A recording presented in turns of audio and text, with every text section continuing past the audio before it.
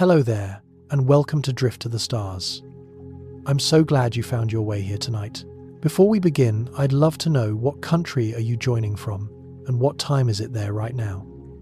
Are you listening alone in the quiet dark, letting music and memory carry you gently towards sleep?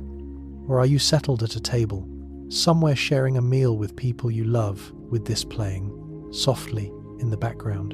Tonight we are going to wander through something that lives inside every one of us. The strange and tender way music reaches back into the past and returns to us moments we had forgotten we were still holding. It is one of the most calming mysteries of being human. If this journey brings you something peaceful, something worth keeping, please consider sharing it or leaving a like, so that others who need a little stillness tonight can find their way here too.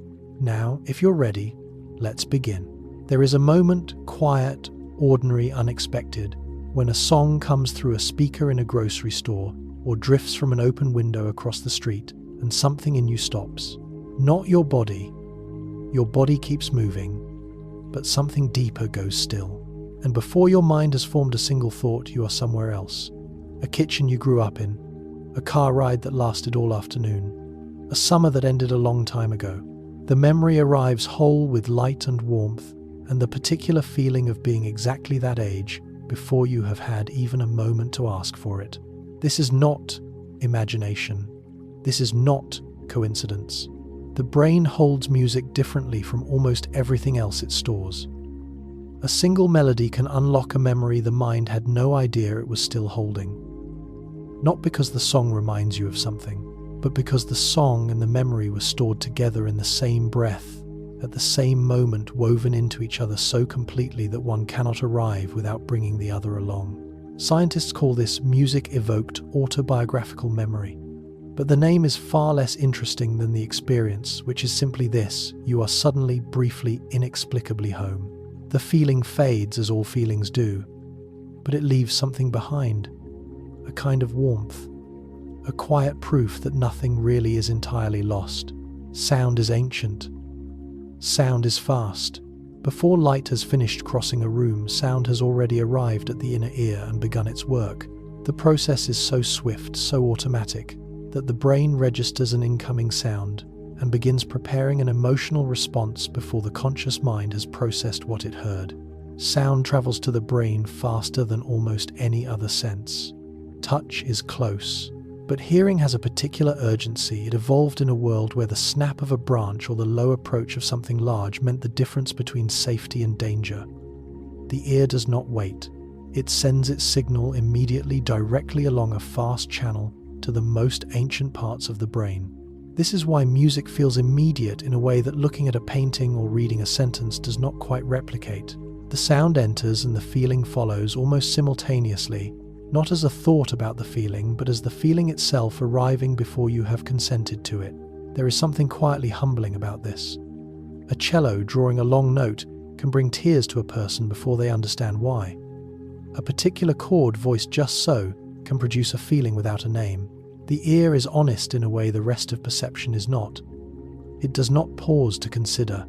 It simply opens, receives, and delivers. And by the time your mind has caught up, the feeling is already there, waiting.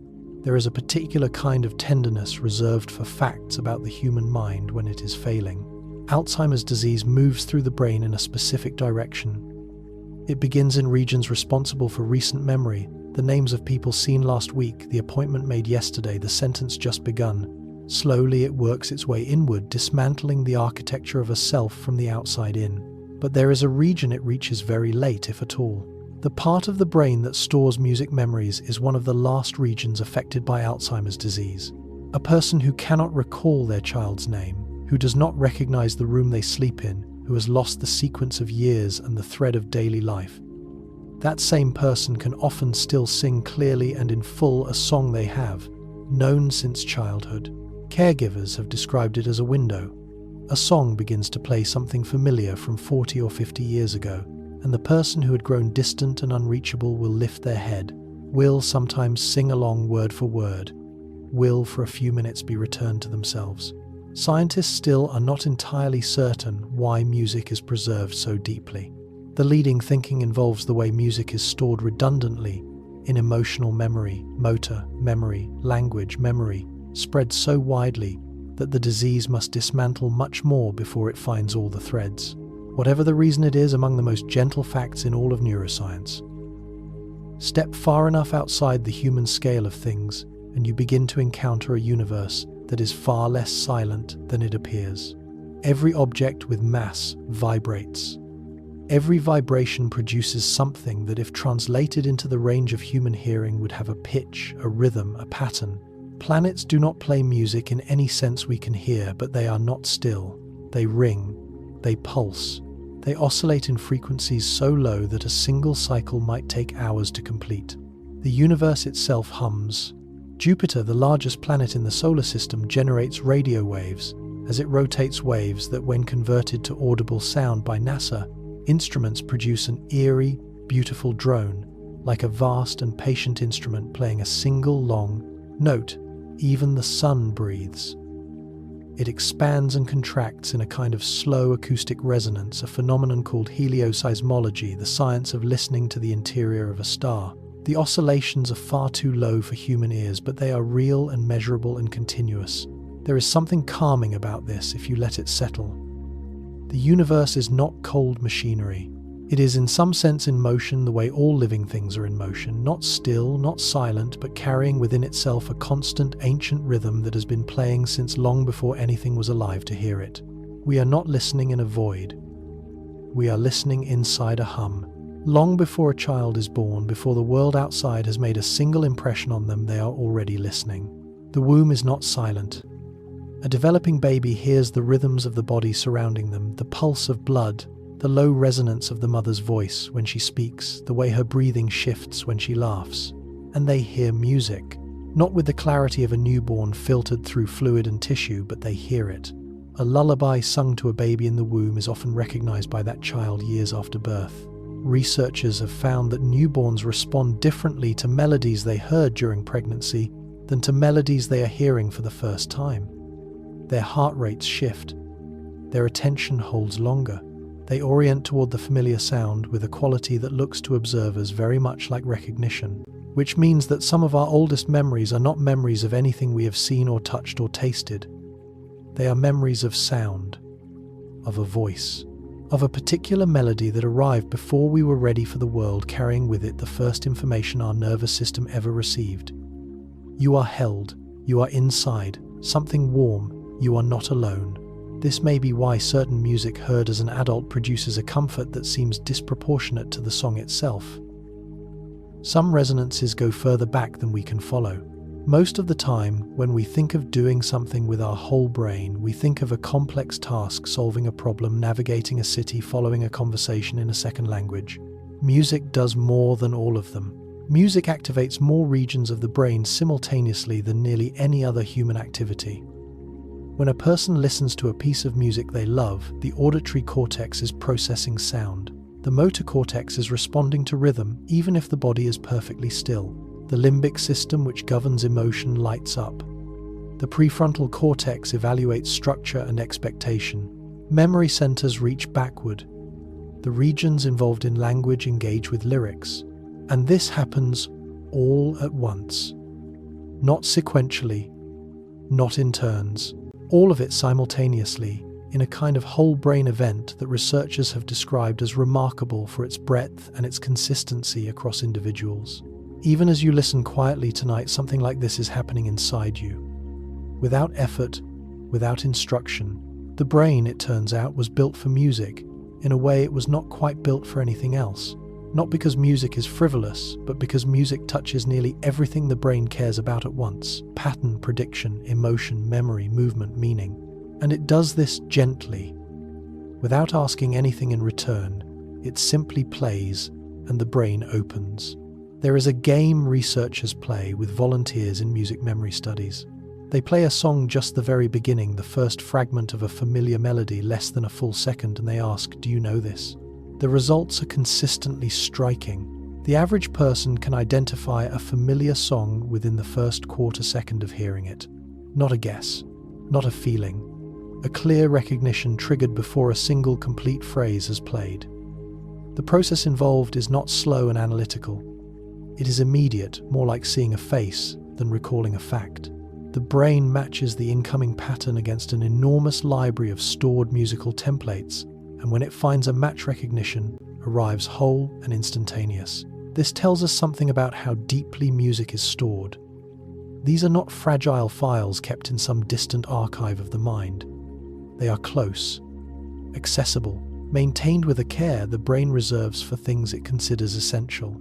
And this also explains in part why music memory survives so many forms of neurological damage. The brain does not store music in one location, it stores it everywhere that matters, so that even when much has been lost, enough remains for recognition to occur, for a song to arrive complete and familiar, like a friend who finds you no matter where you go. Music is not only the notes. This sounds simple, but sit with it for a moment. A song is made of two things, the sounds and the spaces between them. A melody is defined as much by its silences as by its tones. Without the pauses, the held breath between phrases, the gap before the chorus arrives, music would be nothing more than continuous noise. And the brain knows this. Silence between musical notes is processed by the brain as intentional stillness is heard as part of the song. When musicians perform, the rests in the score are not moments of inattention. They are moments of acute listening. The body holds, the breath holds, and the audience holds with them, not because they are told to, but because the silence carries tension, expectation, the felt shape of what is coming. This is one of the reasons music can produce such profound quiet in a listener. It teaches the nervous system gently and repeatedly that silence is not emptiness, that a pause is not an absence, that stillness has its own form and meaning. There are composers who understood this so deeply that their most celebrated works are built as much from what is not played as from what is. The silences in their music are not mistakes or blanks. They are weight-bearing. They hold the whole structure up. You may find, if you pay attention tonight, that the moments in music where nothing is playing are the moments your body relaxes the most completely. Language is an extraordinary thing. It is also, from the brain's perspective, surprisingly fragile. Strokes, injuries, neurological conditions can strip a person of words. The damage can be specific and devastating. A person may lose the ability to produce speech, to find nouns to complete a sentence while leaving other functions entirely intact. The condition is called aphasia, and it comes in many forms. But here is what the condition cannot always take. Even people who have lost the ability to speak can often still sing full lyrics from songs they once knew.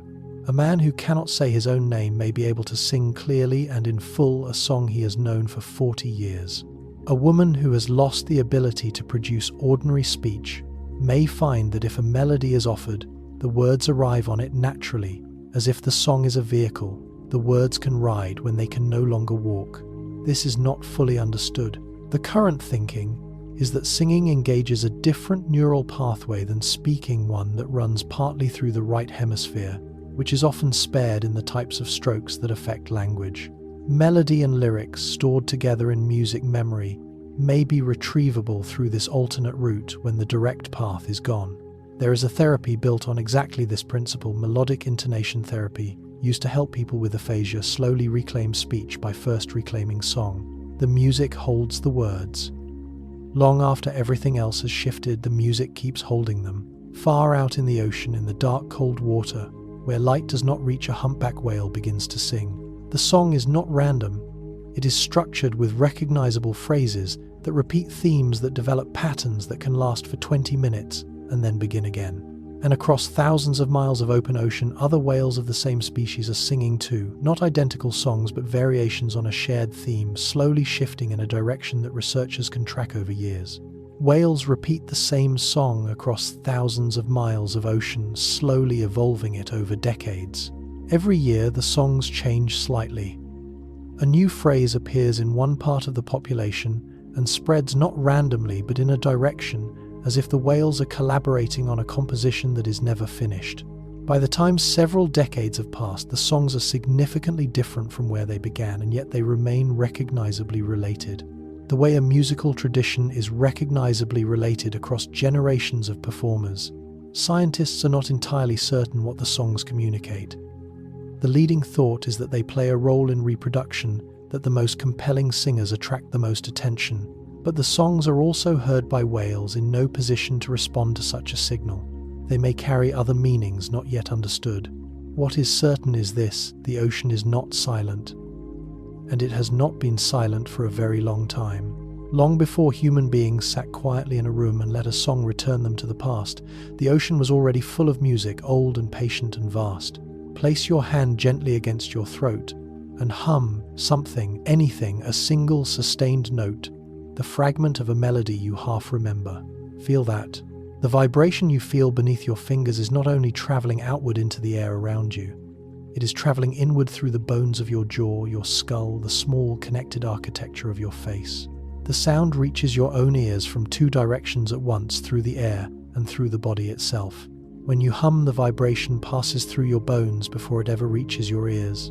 This is why your voice sounds different on a recording than it does inside your own head. You have always heard yourself with the bone conduction included, rich and resonant and fuller than the microphone captures. The recording sounds thin by comparison, stripped of the version of yourself that only you have ever heard. There is something quietly intimate about this. The sound of your own humming is, in a very literal sense, a private experience. No one else has ever heard you the way you hear yourself. No recording captures it. No other person standing beside you receives it.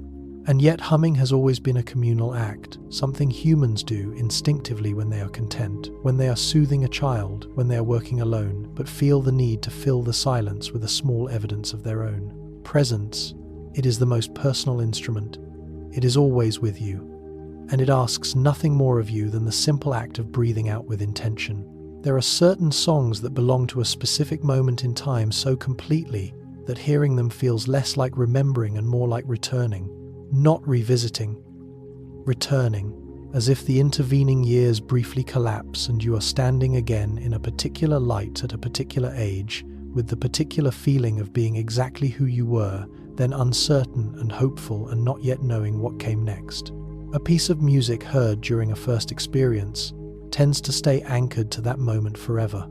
Psychologists call the period between roughly 12 and 25 the reminiscence bumper window in life, when memories form with unusual emotional vividness, when the brain is in a heightened state of novelty seeking, and the world is still full of firsts. A first long journey, a first loss, a first night in a city that felt enormous and alive. The music playing during those moments is encoded not just as a song but as a full sensory package. The temperature of the air, the quality of the light, the particular sensation of being that age and standing in that place. And it stays. Decades later, a few bars of that song can return the entire package, not as a photograph, as a feeling, as the actual texture of being there, however briefly, however gently. The brain is not a library. It is closer to a living thing, and music is one of the few keys that opens it directly without waiting to be asked. Sit quietly for a moment if you can. Let your breathing slow just slightly. Notice if it is possible to notice the rhythm your body is already keeping, the pulse at your wrist, the slow rise and fall of your chest. The body does not wait for permission to find a rhythm. It is always already in one. Certain musical rhythms align so closely with the human heartbeat that the body begins to synchronize with the tempo. This phenomenon is called entrainment, and it is not a metaphor. When exposed to a steady external rhythm, the heart rate and breathing rate will gradually shift toward it, not because the listener chooses to synchronize, but because the nervous system does it automatically, the way one pendulum clock, placed near another, will eventually begin to swing in time. Music composed near 60 beats per minute, the resting heart rate tends to produce relaxation responses measurable in the body. Blood pressure drops slightly. Muscle tension releases. The breath slows. The gap between thoughts grows wider and quieter. This is not coincidence, and it is not magic. It is a deeply old feature of biological systems that need to coordinate with the world around them. Rhythm has always been information. Rhythm says, here is the pace of this moment. Here is how fast things are moving. Here is what is safe. And the body listens. The body has always listened. Long before there was language to name what music was, there was already a body willing to move toward a steady sound and find in it a kind of rest. 40,000 years ago, somewhere in what is now southern Germany, a person sat down and made something. They had selected a bone, the wing bone of a griffon vulture, hollow and light, and they had carved it carefully, deliberately, with tools made of stone. Along its length they made 5 finger holes, evenly spaced. At one end they shaped a notched mouthpiece. Then at some point they played it. The oldest known musical instrument is a flute carved from a vulture's wing bone, found deep in a cave roughly 40,000 years old. It was discovered in a cave called Hohlerfels in 2008, in fragments that could be reassembled into something still recognizable, still playable, in its broad form. Researchers have reconstructed it and produced sound from similar instruments. The tones are clear. The pentatonic scale it suggests is one still used in music around the world today. 40,000 years. Before agriculture, before cities, before written language, before any of the structures we associate with civilization, and already someone was making music, not incidentally, not accidentally, but with deliberate craft and sustained effort. They shaped a bone into something beautiful for no survival reason that science can clearly name. And the fact that they did, the fact that the oldest human-made object ever found whose purpose is purely expressive is a musical instrument, says something about us that no other artifact says quite so plainly. We have always needed this. From the very beginning, before almost everything else there was song, you have had this experience. Almost certainly. A song surfaces from nowhere, it seems, and you realize you haven't thought of it in perhaps 20, 30 years. You haven't searched for it. You haven't heard it recently.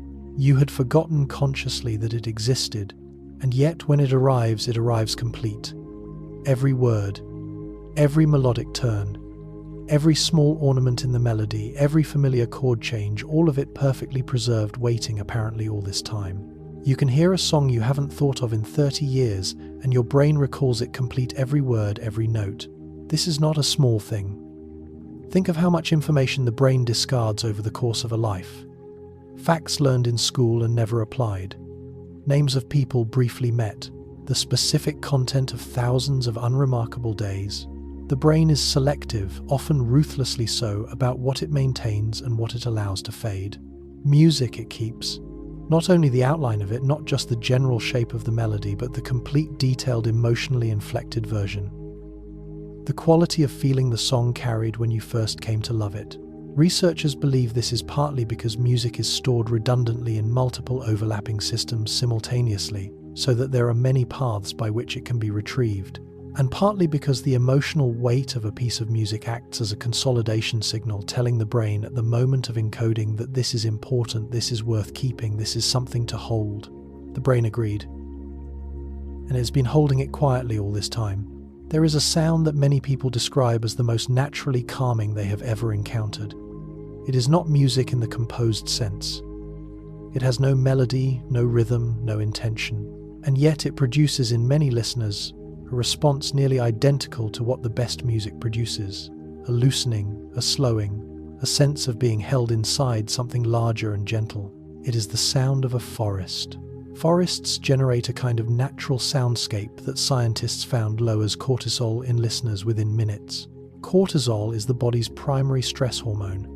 When it is elevated, sleep is difficult, concentration is difficult, and the body remains in a low-level state of alertness that over time becomes exhausting. In studies conducted across several countries, researchers found that spending time in a forest environment, or remarkably, simply listening to high-quality recordings of forest soundscapes, produced measurable reductions in cortisol within 20 to 30 minutes. The sounds involved are not dramatic. Wind moving through leaves at different heights produces a layered, shifting texture of white and pink noise. Water, when present, adds irregular rhythmic variation. Birds introduce occasional melodic figures that appear and dissolve without demanding attention. The overall effect is one of complexity without urgency, a great deal happening, none of it requiring a response. The nervous system, it seems, interprets this particular combination of sounds as evidence of safety. No predator is present. No alarm has been raised. The forest is going about its own business, unhurried and vast, and the body is permitted to do the same. Even now, wherever you are, the body remembers what safety sounds like. And sometimes, all it takes to feel it again is to listen. There is an assumption so common it has become almost invisible that music written in a minor key is music about sadness. That when the harmony shifts downward, when the brightness goes out of the chord, the emotion being communicated is loss, or longing, or grief. In Western music traditions, this association is real and deeply conditioned. A minor chord heard in a certain context does carry a particular emotional quality that listeners in those traditions reliably describe as darker, more serious, more melancholy. But the association is not universal. Music written in a minor key is not inherently sad. Many cultures around the world use minor scales for celebration. In much of Middle Eastern music, minor inflected scales are the natural language of joy, festivity, and communal gathering. In Balkan and Eastern European folk traditions, minor modes carry the full range of human emotion, without any particular bias towards sadness.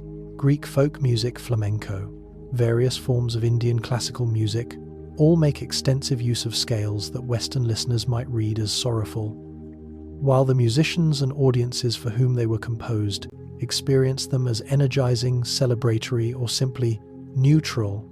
What this tells us is that the emotional meaning of a musical sound is partly learned. It arrives through years of listening in a particular cultural context, absorbing the associations that a community has built around certain sounds over many generations, which is a quiet and generous fact. It means that the emotional vocabulary of music is not fixed. It is inherited, shaped, shared, and somewhere in the world right now, someone is dancing to a chord that somewhere else is being used to cry. Both are exactly right. The brain is not a passive receiver. When you listen to music, you are not simply absorbing sound the way a microphone does, capturing what arrives and storing it unchanged. The brain is active the entire time, engaged in a continuous process of prediction, evaluation, and response. The brain processes familiar music not by hearing it note by note, but by predicting what comes next and feeling quiet pleasure when it's right. This is one of the more remarkable findings in music neuroscience. The brain, having heard a piece of music several times, builds an internal model of it, a predictive map of what each moment is likely to lead to. When the music follows the expected path, there is a small, quiet reward. And when the music deviates, takes an unexpected turn, delays a resolution, lands somewhere just slightly different from anticipated, there is a different kind of reward. The pleasure of surprise, followed by the pleasure of the pattern reasserting itself. This is part of why familiar music feels so satisfying in a way that new music sometimes does not. New music requires the brain to build its model in real time, which is engaging but also effortful. Familiar music allows the brain to move through a landscape it has mapped before, noticing it freshly, finding pleasure in the confirmation of its own memory, resting in the pattern it already knows. And this may be part of why music feels safe. It is one of the few experiences in which the brain's expectations are regularly, gently, reliably met. The world does not always cooperate with what we predict. Music, the music we love, almost always does. Even as you rest right now, your nervous system is not still. Without any instruction, without any conscious effort, it is receiving and processing the sounds of the space around you, the low hum of air, the distant sound of the world outside, the particular acoustic quality of the room you are in. It is making constant automatic adjustments. It is in the most literal sense listening. This is not something you are doing. It is something you are. The ear never stops receiving. The auditory system processes incoming sound continuously, even during sleep, prioritizing by pattern and significance. A sound that is familiar and unthreatening passes through without waking you. A sound that is anomalous or that matches a pattern the brain has flagged as important to name, a cry. A particular alarm arrives with enough urgency to pull the sleeping mind back to wakefulness. The body has been doing this your entire life. Monitoring, evaluating, maintaining a low, constant readiness without ever burdening your conscious mind with the work.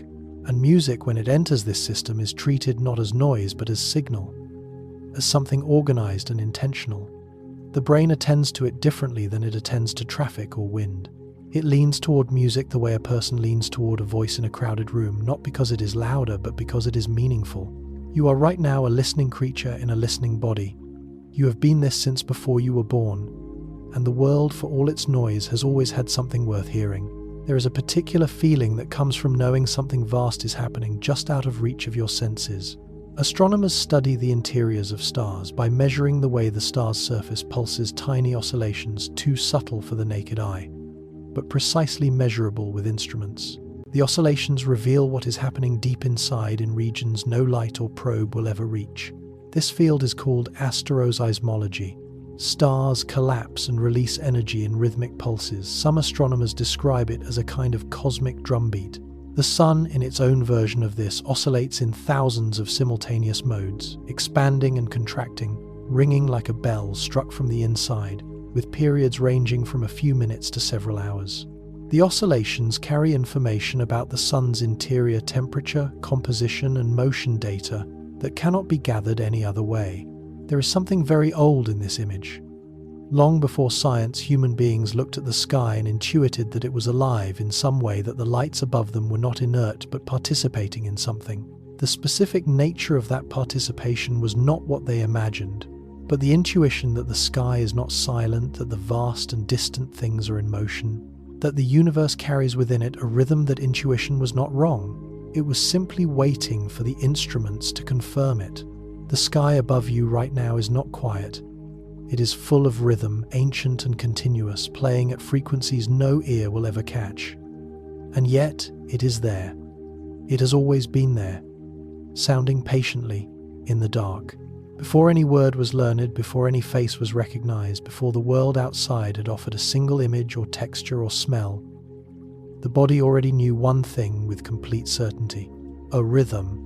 Newborns recognize their mother's heartbeat, the first rhythm they ever learned, and find it calming long after birth. For 9 months, that sound was the constant background of everything. Not heard the way we hear music in a room, but felt a deep, steady percussion transmitted through fluid and tissue and the warm enclosure of the body. It was the first evidence that the world had a pattern, that time moved in a reliable sequence, that something was present and constant and continuing. Studies have found that newborns placed near a recording of a heartbeat, specifically a heartbeat at the pace of a resting adult, slow and even settle more quickly, cry less, and sleep more deeply than newborns in silence. The body recognizes the rhythm before the mind has any framework to understand what it is hearing, and this recognition does not disappear with infancy. Adults placed in unfamiliar or anxious situations show measurable drops in stress response when exposed to a slow, steady rhythmic sound. The body goes looking for that earliest evidence of safety, the proof that something steady is nearby, that the world is continuing at its usual pace, that all is well enough. This is perhaps the oldest reason music works at all. Before melody, before harmony, before any of the complexity we associate with composed music, there was rhythm. There was a heartbeat. And something in us learned before we were ready to learn anything that a steady rhythm means you are not alone. There is a moment in certain pieces of music that is almost impossible to describe and nearly universal in its effect. The melody resolves. The chord that has been holding a quiet tension finally moves to the place it was always heading. Something in the chest releases, not dramatically, not painfully, but with a quality that feels like putting something heavy down after carrying it for a long time. Music heard during emotionally charged moments releases dopamine, the same chemical released during eating and touch. Dopamine is one of the brain's central reward chemicals. It is released in anticipation of pleasure, at the moment of pleasure, and in the recognition of patterns that have previously led to pleasure.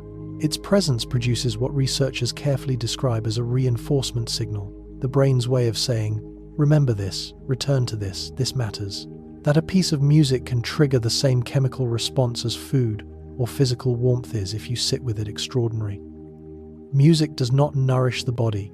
It does not provide shelter or safety in any material sense. And yet the brain treats it as a genuine reward, something worth seeking, worth remembering, worth returning to. The working hypothesis among researchers is that music activates dopamine because it delivers reliably and repeatedly exactly what the brain's prediction system is designed to find: rewarding patterns that resolve expectations that are met and the occasional perfect surprise. In other words, the brain loves music for the same reason it loves any good thing, because it can be trusted, because it follows through, because when you come back to it, it is still there, still doing what it always did, still capable of releasing something you didn't know you were holding. There are feelings that arrive in music that do not have a comfortable name in ordinary language. The feeling that comes when a song about loss is also somehow deeply pleasurable. When grief and beauty arrive together in the same phrase, and the listener finds that they do not want it to stop, even though, or perhaps because it is painful. The experience of weeping at music and feeling in the weeping a strange and genuine relief. A song associated with grief can feel painful and comforting at the same time. Scientists call this a bittersweet emotion still not fully explained. Researchers who study this phenomenon, sometimes called the paradox of pleasurable sadness, have proposed several explanations, none of them complete. One suggests that sad music produces prolactin, a hormone associated with comfort and nurturing, which transforms the painful content into something the body can metabolize as soothing. Another suggests that the aesthetic distance of music, the fact that the sadness belongs to a song, not to you directly, allows the emotion to be experienced without its usual cost. You feel the grief without being inside it. You are adjacent to it, held at a safe remove by the frame of music, and from that distance, it becomes something you can bear and even welcome. A third possibility, which scientists name honestly as uncertain, is that bittersweet emotions serve a function that purely pleasant emotions cannot. They remind us that we have loved something, that things have mattered, that the depth of feeling itself is evidence of a life fully inhabited. Music perhaps is where we go to feel this safely, where the difficult feelings are given a shape beautiful enough to hold. There is a tempo embedded in the natural world that the human body seems to recognize without being taught. It is not fast. It is not dramatic. It moves at the pace of a long exhale of a wave, completing its full travel from deep water to the shore of a slow tree swaying in mild wind. It is the pace of things that are large enough not to hurry. Ocean waves naturally pulse at a rhythm close to the pace of slow resting breath. The average resting breath takes somewhere between 4 and 6 seconds per cycle. Ocean waves, depending on conditions, arrive at intervals between 4 and 12 seconds, with the waves that travel longest from storms far out at sea, arriving with the longest, most regular intervals, closest to the rhythm of a body at rest. This is not a designed correspondence. It is simply what physics produces when large bodies of water are disturbed by distant weather and allowed to travel until they reach land. And yet the body responds to this rhythm as if it were familiar, as if the nervous system recognizes in the ocean's timing something that matches its own. People who live near the sea often describe sleeping more deeply, waking more slowly, feeling a quality of time that is different from inland life. Some of this may be air or temperature, or simply the psychological effect of openness and horizon. But some of it may be this, the body listening to a rhythm that does not rush it, that does not demand anything, that simply continues at the pace of breath all night without pause. The ocean does not know you are listening, but it breathes with you anyway. Memory is not a single thing stored in a single place. When an event is encoded into long-term memory, it is distributed across many regions of the brain, the emotion associated with it in one place, the sensory details in others, the narrative context in others still. When you remember something, you are actually reassembling it from these distributed fragments, reconstructing the experience each time rather than simply replaying a recording. Music memories are stored with more sensory detail than almost any other type: smell, texture, light. This is one of the reasons music-evoked memories feel so vivid and so complete. The music was encoded at the same moment as the scent in the room, the quality of the afternoon light, the particular texture of a surface touched the temperature of the air. All of these details were stored together, linked to the melody as if fastened to it. So when the melody returns, it does not arrive alone. It brings the entire sensory package with it, not as a deliberate act of remembering, but as the automatic consequence of how the memory was built. Researchers have noted that music-evoked memories tend to be experienced with an unusual quality of presence, as if the remembered moment is closer, more immediate, more fully inhabited than ordinary recalled memories. The clinical term is autonoetic consciousness, the feeling of being present inside one's own past. What this means in simpler terms is this: the right song does not just remind you of a moment, it returns you to it. For a few measures, for a few breaths, you are briefly, gently back inside a time that has otherwise become unreachable. The music is the door, and it has been holding it open quietly all this time.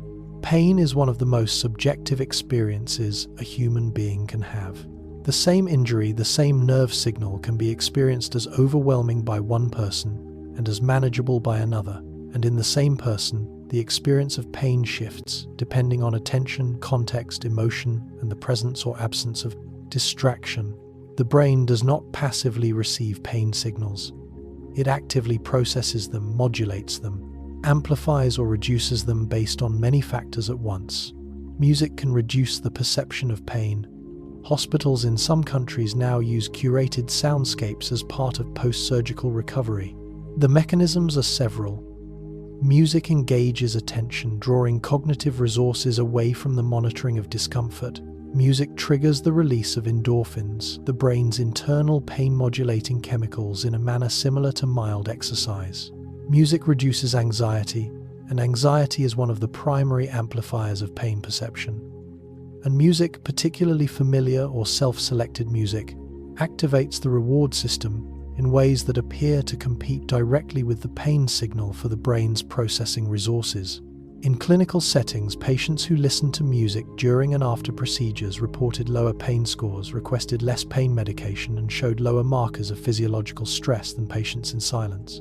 The music did not remove the pain, but it changed the relationship to, it softened the urgency of it, created a parallel experience with enough presence and richness to give the mind somewhere else to live for a while. There is an old instinct found in every culture to sing to someone who is hurting, to sit beside them and offer a melody.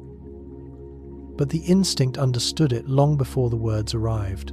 There are things the body learns before the mind is ready to learn anything.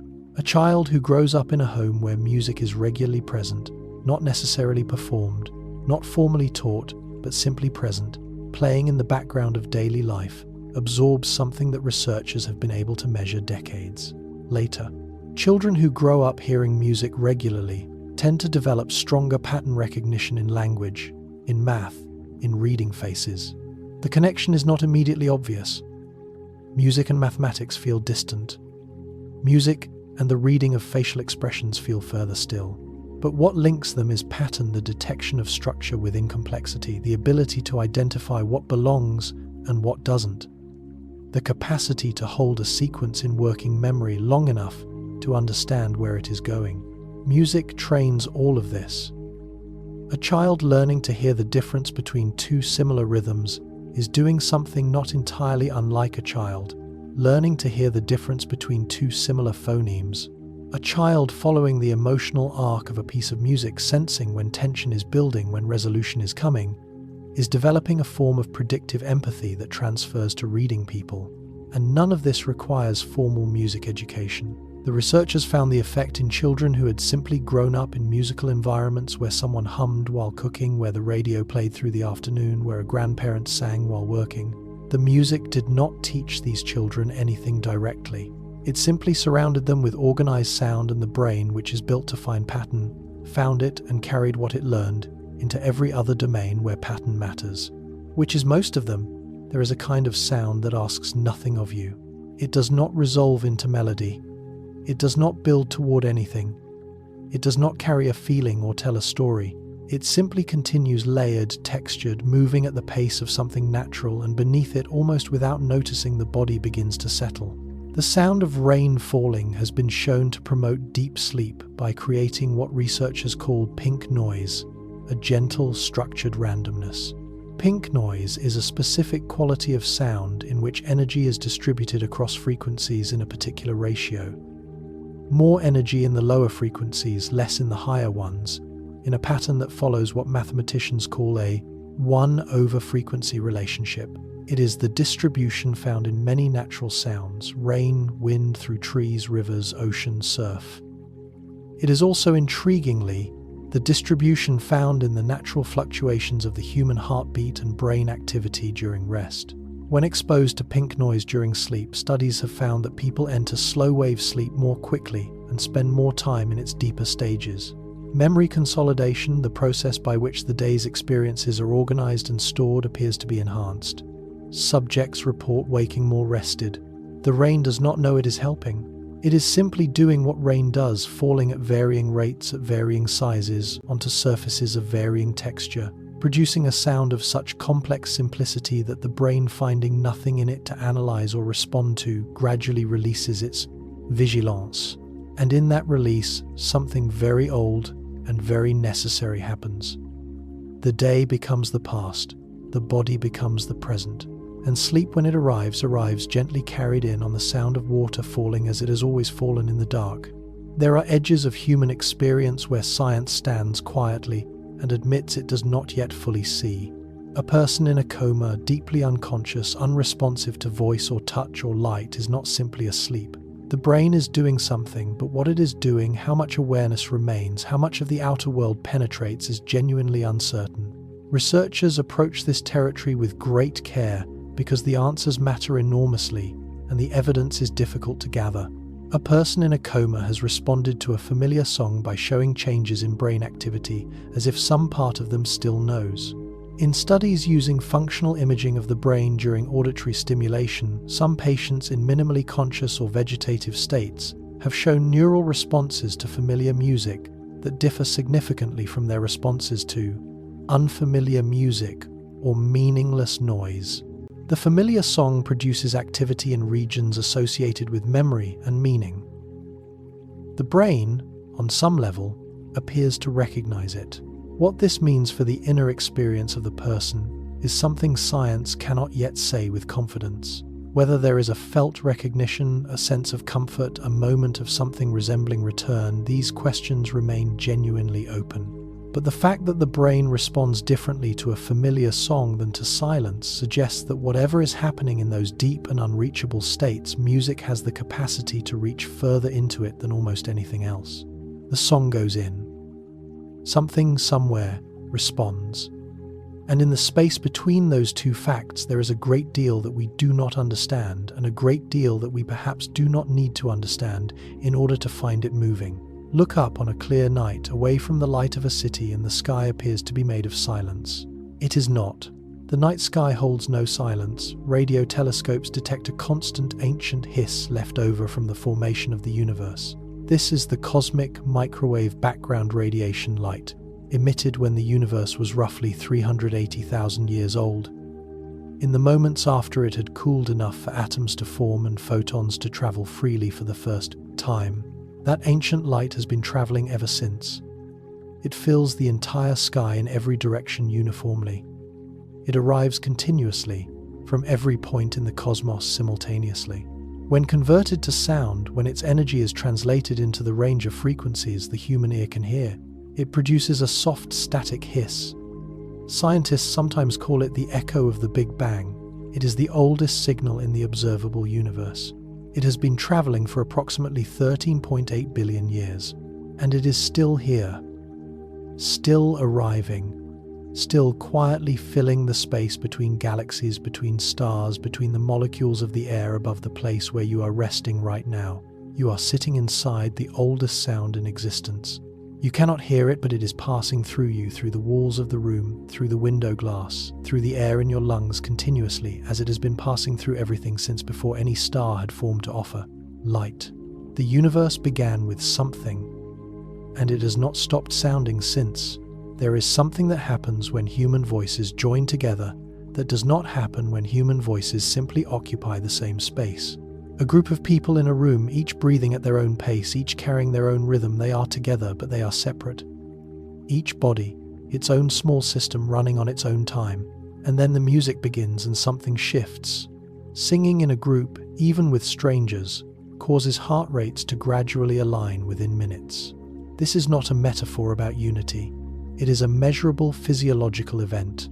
Researchers studying choral singers found that within a few minutes of singing together, the heart rates of the participants began to synchronize, moving toward a shared rhythm, as if the bodies were slowly negotiating a common pace.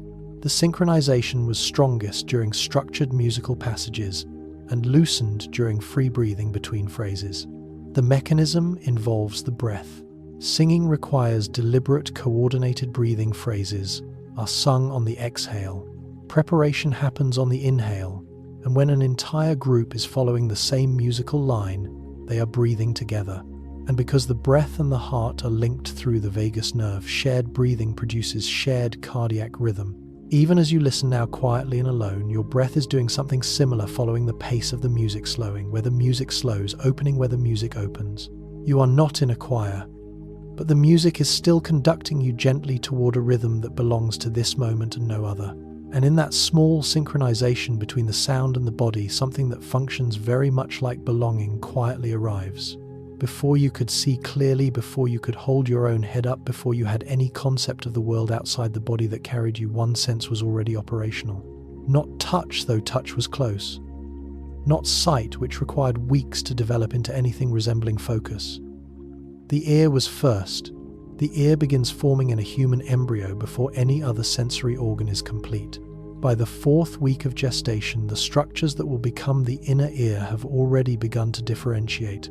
By the 20th week, the cochlea, the spiral structure that converts sound into nerve signal, has reached its adult size and begun to function. This is roughly the midpoint of pregnancy. The hearing organ is complete before the eyes can respond to light, before the taste buds have fully formed, before the skin has developed the density that will eventually allow fine tactile discrimination. The body, in its order of operations, prioritized listening. This makes a certain sense from an evolutionary perspective. In the environment our ancestors navigated, the ear was the sentinel sense, the one that worked in the dark, around corners, through walls during sleep. The eye requires light and direct line of sight. The ear requires only that the world makes sound, which it reliably does. But there is something more than function in this sequence. The fact that hearing is the first sense ready means that the very first information a developing human being receives about the nature of existence arrives as sound, as rhythm, as the particular acoustic signature of the body that holds them. The world for every human being ever born began as something heard. There is a window in a human life that researchers keep returning to, a particular stretch of years that seems to operate by different rules than the decades before and after it. Between roughly 12 and 25, the brain is in a state of unusual openness. New neural pathways form rapidly. Identity is being actively constructed. The world is encountered for the first time in its full complexity, with adult stakes and adolescent intensity, and very little of the insulation that experience eventually provides. Music heard during this window lands differently than music heard at any other time. Music that a person found meaningful in adolescence tends to feel more emotionally vivid than music heard at any other life stage. Decades later, the songs of that period retain a quality of emotional immediacy that songs learned afterward rarely match. Researchers call this the reminiscence bump, the tendency for memories from adolescence and early adulthood to be recalled with greater frequency, greater detail, and greater emotional charge than memories from other periods. The music of that time is not simply remembered, it is felt. When it returns, it does not feel like history. It feels like now, or like the closest thing to now that the past can offer. This is not nostalgia in the dismissive sense. It is a genuine artifact of neurobiology, the brain recording more vividly during a period of heightened plasticity, and music being among the most richly encoded of all the inputs from that time. And so the songs of your younger self are not just songs. They are the most detailed records your brain ever made of who you were becoming, kept carefully maintained with unusual fidelity, waiting for you to return to them. There are forms of communication that operate on timescales so different from human experience that they are almost impossible to hold in the imagination. A forest is not a collection of separate trees. It is, in a meaningful biological sense, a single interconnected system linked through root networks and fungal threads that run through the soil beneath every step. Through these networks, trees share water during drought. They send chemical signals when under stress.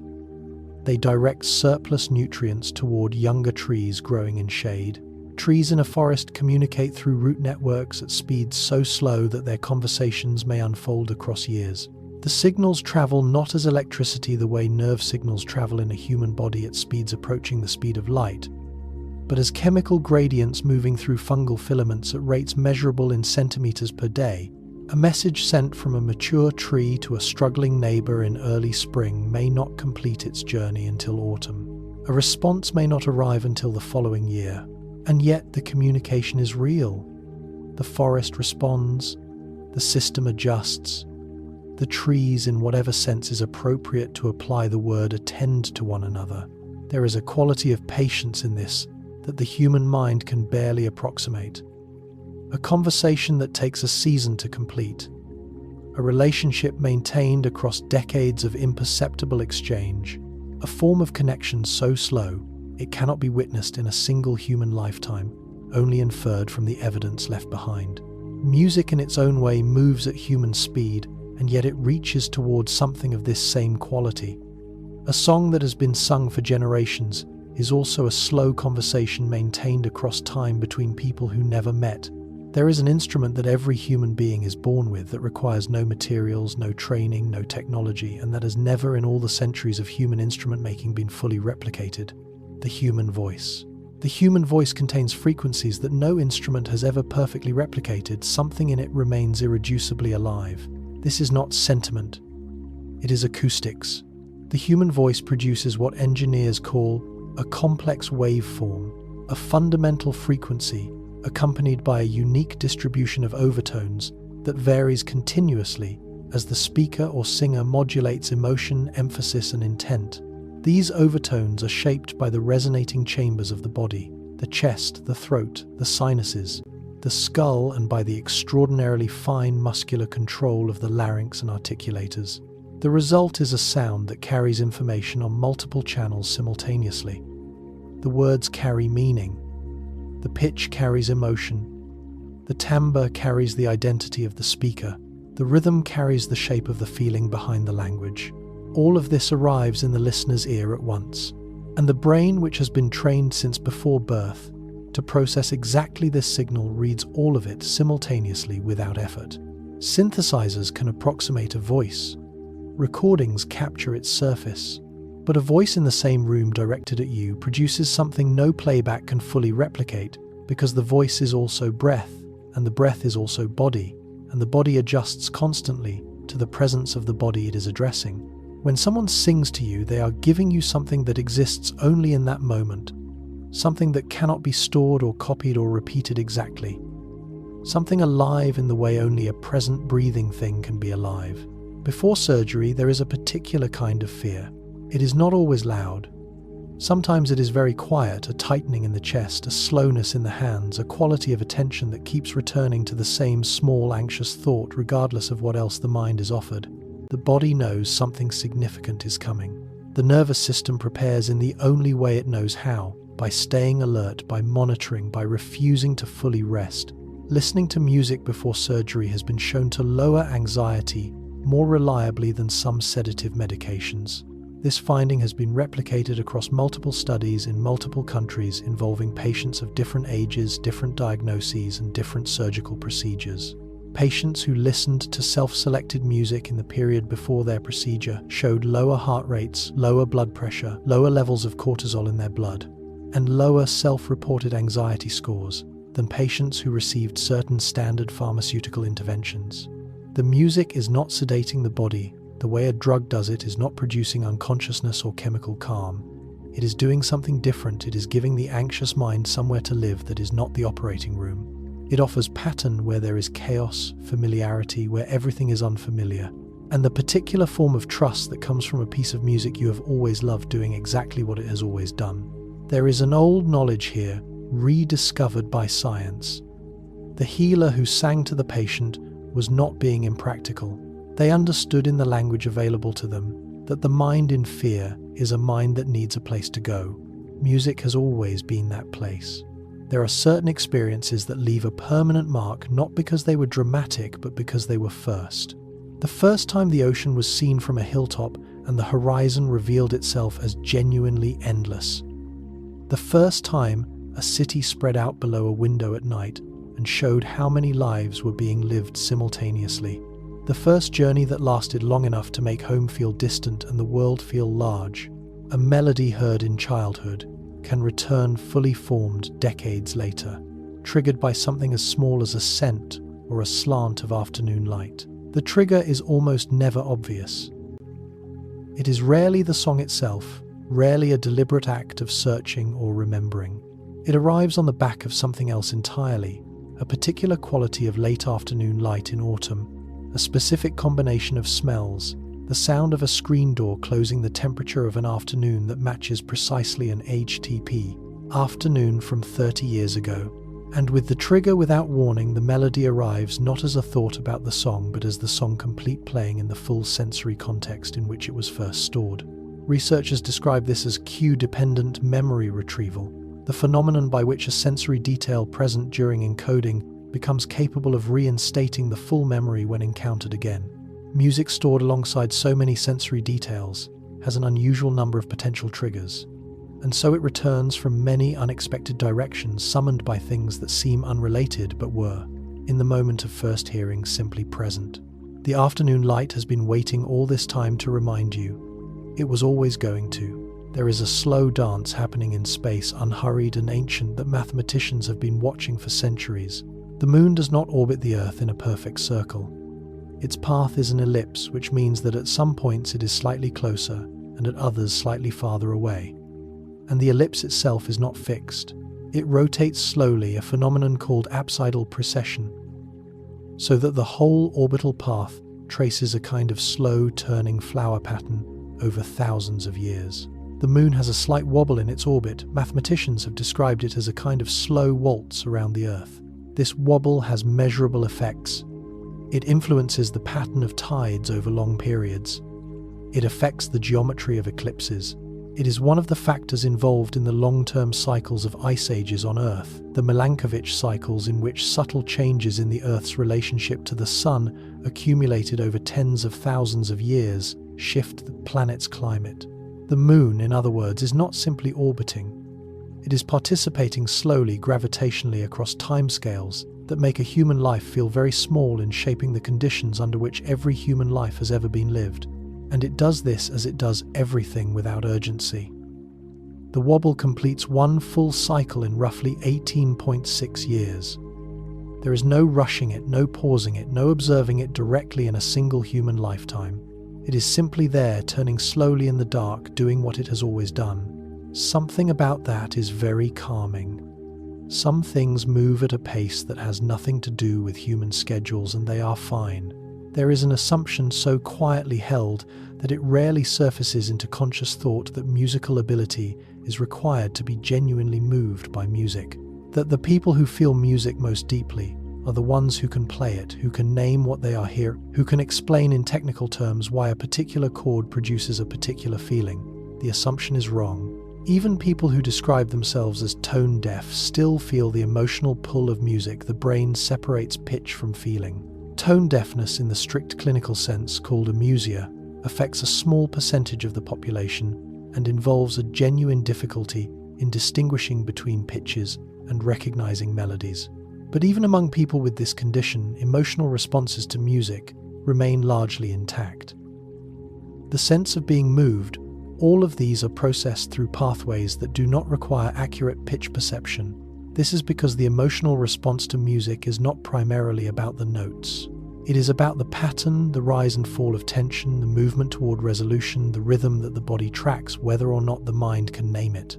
These things can be felt without being analyzed, received without being understood, responded to without being explained. Music was never only for musicians. It was never only for those with trained ears or refined taste or years of practice. It was for all of us. It has always been for all of us. The body does not ask for credentials before it opens. It simply listens and feels and responds because that is what bodies have always done. There is a kind of synchrony that develops between people who have spent a very long time making music together. It goes beyond knowing the other person's habits, beyond anticipating their tendencies. It moves into the body in a way that bypasses thought entirely. A responsiveness so refined that it operates faster than conscious decision-making in the space between intention and action. Musicians who have played together for years begin to breathe in unison during performance without realizing it. Researchers studying chamber musicians and long-term musical partners found that during performance, the breath cycles of the players synchronized, not because they were consciously coordinating their breathing, but because the music, internalized so deeply by both players, produced the same physical responses in both bodies at the same time. The phrase that one musician felt building in their chest was building in the same way in the chest beside them. The breath that one held before a soft passage was held simultaneously by the other.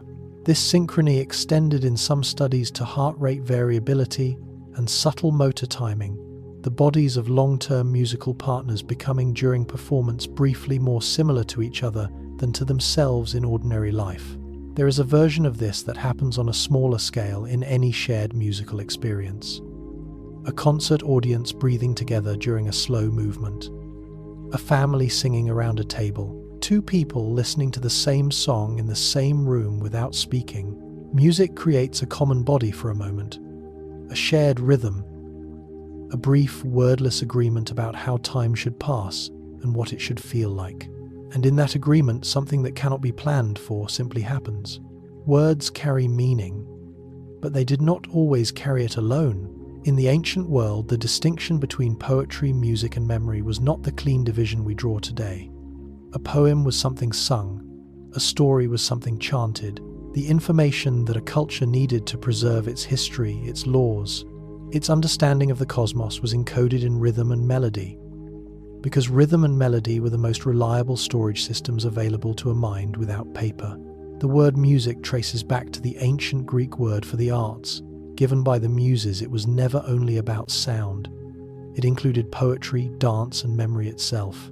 The Muses in Greek tradition were 9 in number, each presiding over a different domain of creative and intellectual life.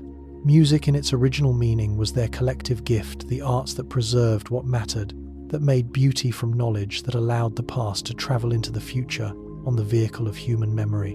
When Homer's epics were composed, they were not written down and read.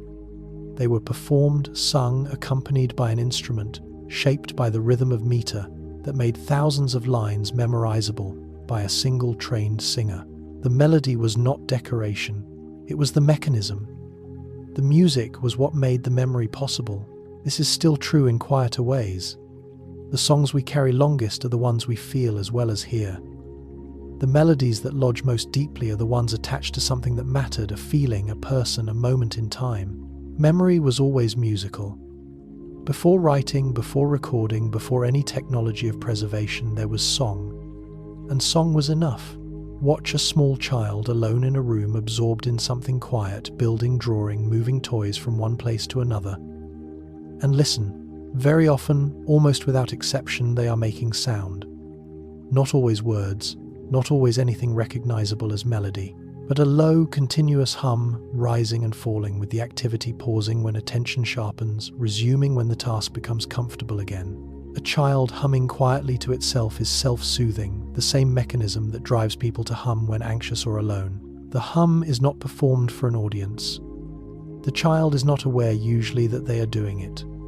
It is a spontaneous regulation behavior, the body producing sound as a way of managing its own internal state, providing itself with a sensory experience that occupies just enough of the nervous system's attention to prevent the ambient anxiety of being small in a large world from becoming overwhelming.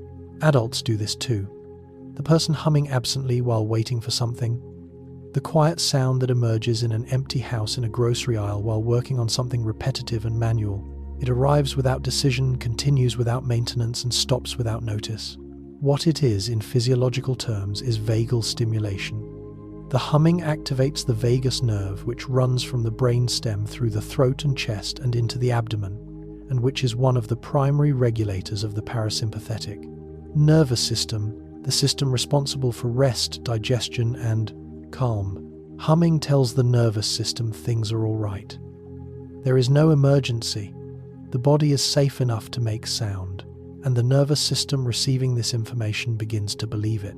Deep inside the ear, curled within the temporal bone of the skull, there is a structure so small it could rest on a fingertip and so precisely engineered that scientists studying it still find new details in its architecture.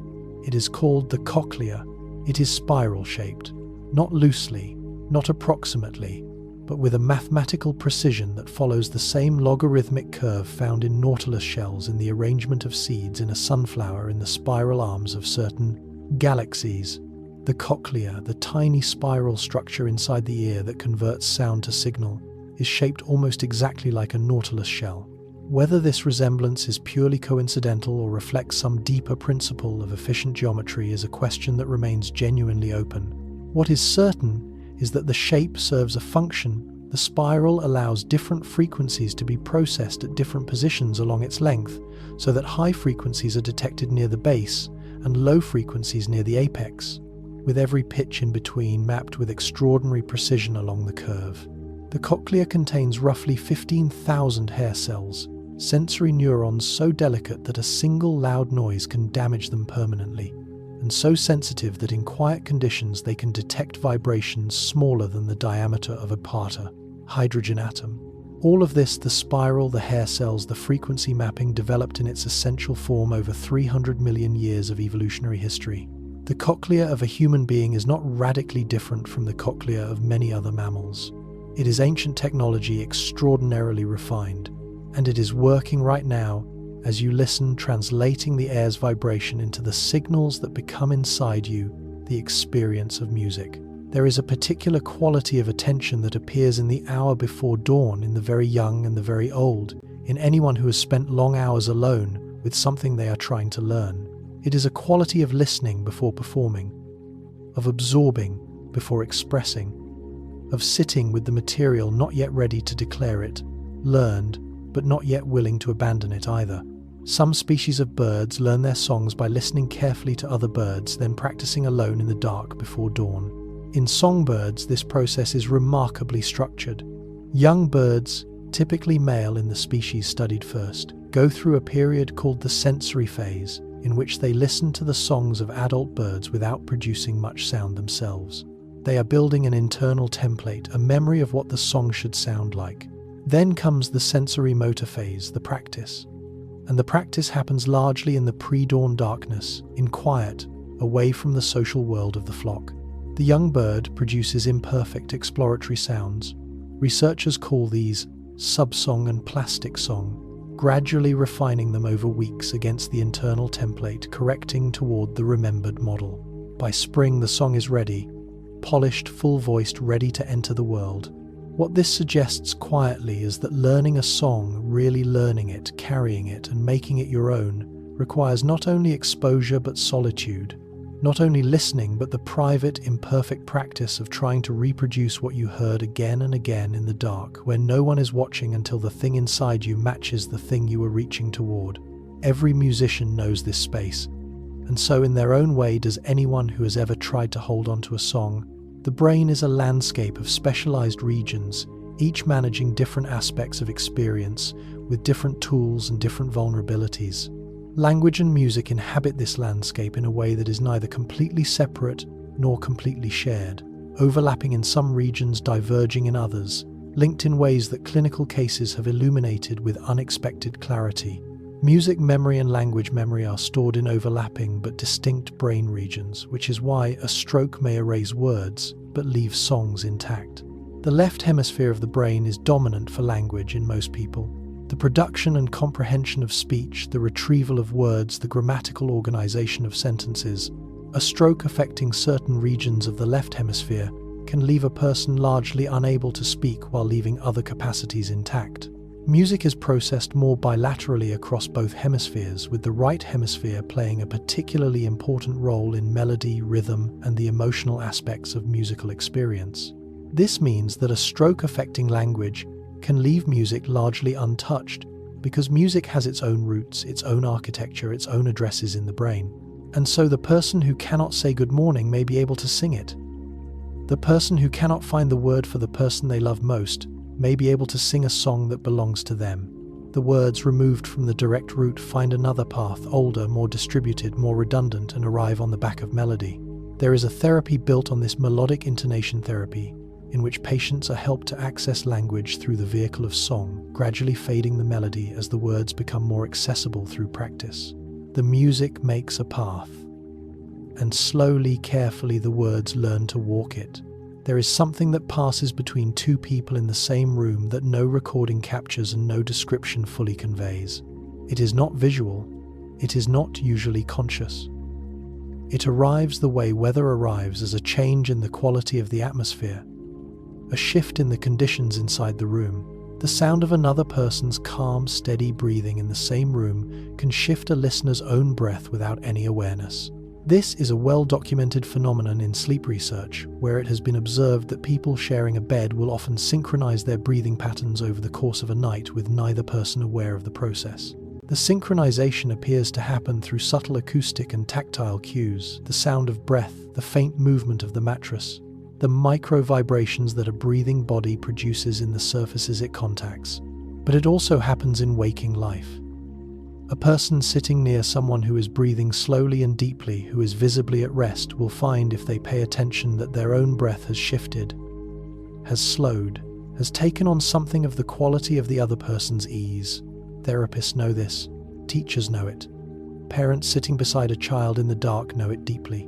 The body offers its own state to the bodies nearby, not as information but as example, a direct physiological invitation to match the rhythm of something calmer than what the anxious mind would produce on its own. Even now, somewhere in the sound of this voice, in the pace of the words, in the rhythm of the sentences, something is extending this same quiet invitation. The body, if it chooses, already knows how to accept it. Across every continent, in every era, for which records exist, human beings have made music. In the caves of prehistoric Europe, carved flutes. In the river valleys of ancient Mesopotamia, harps and lyres. In the forests of the Amazon, instruments shaped from wood and breath and clay. In the steppes of Central Asia, in the mountain highlands of Ethiopia, in the islands of the Pacific, everywhere human beings have gone, and everywhere they have stayed, music has been present. Every culture ever studied has had music. No human society has been found without it. This is not a small observation. There are many practices that appear in most cultures and are absent in a few. There are cognitive abilities that vary significantly across populations. There are behaviors shaped so heavily by environment that they look completely different from one context to another. But music appears everywhere. Always. Without exception. This universality is one of the most significant pieces of evidence that music is not a cultural invention in the way that writing is, or mathematics, or legal systems. Things that emerged in particular places at particular times and spread. From there, music appears to be something the species does, a behavior that emerges from the human brain the way language emerges from it. Not taught from outside, but arising from within, because the architecture that produces it is part of what we are. You are not someone who happens to like music. You are a human being. The music was always already there. There are ecosystems that generate their own weather, that create through the collective activity of millions of living things the conditions they need to survive. The Amazon rainforest is one of them. Rainforests generate roughly half of their own rainfall through the water vapor released by their leaves, a slow interior weather system. A mature rainforest transpires, releases water vapor through its leaves in quantities so large that the moisture rises, cools, condenses, and falls again as rain, sometimes within hours of leaving the canopy. The trees are not simply responding to rainfall, they are partially creating it. The forest and its weather are a single system, each producing the conditions the other requires. This process generates a constant, almost imperceptible sound throughout the forest, the movement of moisture through bark and leaf, the dripping of condensation from high canopies to lower ones, the particular acoustic quality of a space, simultaneously releasing and receiving water. It is one of the quietest sounds in one of the loudest places on Earth. Standing inside a rainforest, the noise is immense.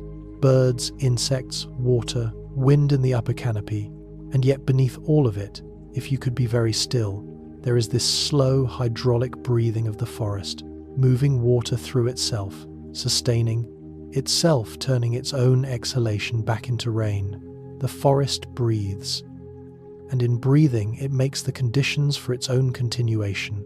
Something in this feels like music, the way a piece of music creates within itself the conditions for its own resolution. There is a particular way that music works on time. Not by altering clocks, not by any physical mechanism, but by changing the quality of attention directed at time so that the interval occupied by a piece of music feels different from the same interval spent in silence or in ordinary activity. Music slows down time perception. A piece of music lasting 4 minutes can feel like it contained an entire world. This is a well-documented effect in psychology. When attention is richly occupied, when the mind is engaged with something that produces anticipation, resolution, emotion, and memory simultaneously, the subjective experience of duration expands. The 4 minutes feel like more than 4 minutes because they were full in a particular way, dense, with experience layered with feeling. The opposite effect is equally real. Time spent waiting in boredom or anxiety with attention only on the passage of time itself feels slower in a different and less pleasant sense. The minutes feel long because they are empty. Music fills the interval in a way that makes it feel generous, as if the composer reached into 4 minutes and quietly expanded them from the inside, making room for more experience than time would normally allow. Even as you listen now, this is happening. The night is longer than it would be without this. Not in minutes, but in depth, in the quality of what is passing through you while the clock moves forward at exactly the rate it has always moved. Some forms of time cannot be measured, only felt. Far out beneath the surface of the ocean, in the cold, dark water, where light has never reached sound, travels in ways that would seem impossible at the surface. The ocean is not uniform. Its layers vary in temperature, salinity, and pressure, in ways that bend sound waves, not randomly, but according to precise physical laws, so that certain frequencies are channeled along pathways where they can travel enormous distances without scattering. The ocean generates infrasound frequencies below human hearing that travels through the water for thousands of miles without losing strength. These frequencies are produced by storms, by earthquakes, by the movement of large bodies of water against continental shelves, and intriguingly by the calls of the largest whales, whose vocalizations descend into frequency ranges that allow them to carry across entire ocean basins. The infrasound is real and it is continuous. Right now, the ocean is full of it. Low, patient, powerful sound moving through water in every direction simultaneously, some of it carrying information about storms that happened last week, some of it the remnant of geological events, some of it the living calls of animals communicating across a distance. No land creature has ever bridged with sound, and some small fraction of it reaches the shore, not as audible sound, the ear cannot detect it, but as vibration felt faintly in the sand and the rock and the air above the water, translated by sensitive instruments into something measurable.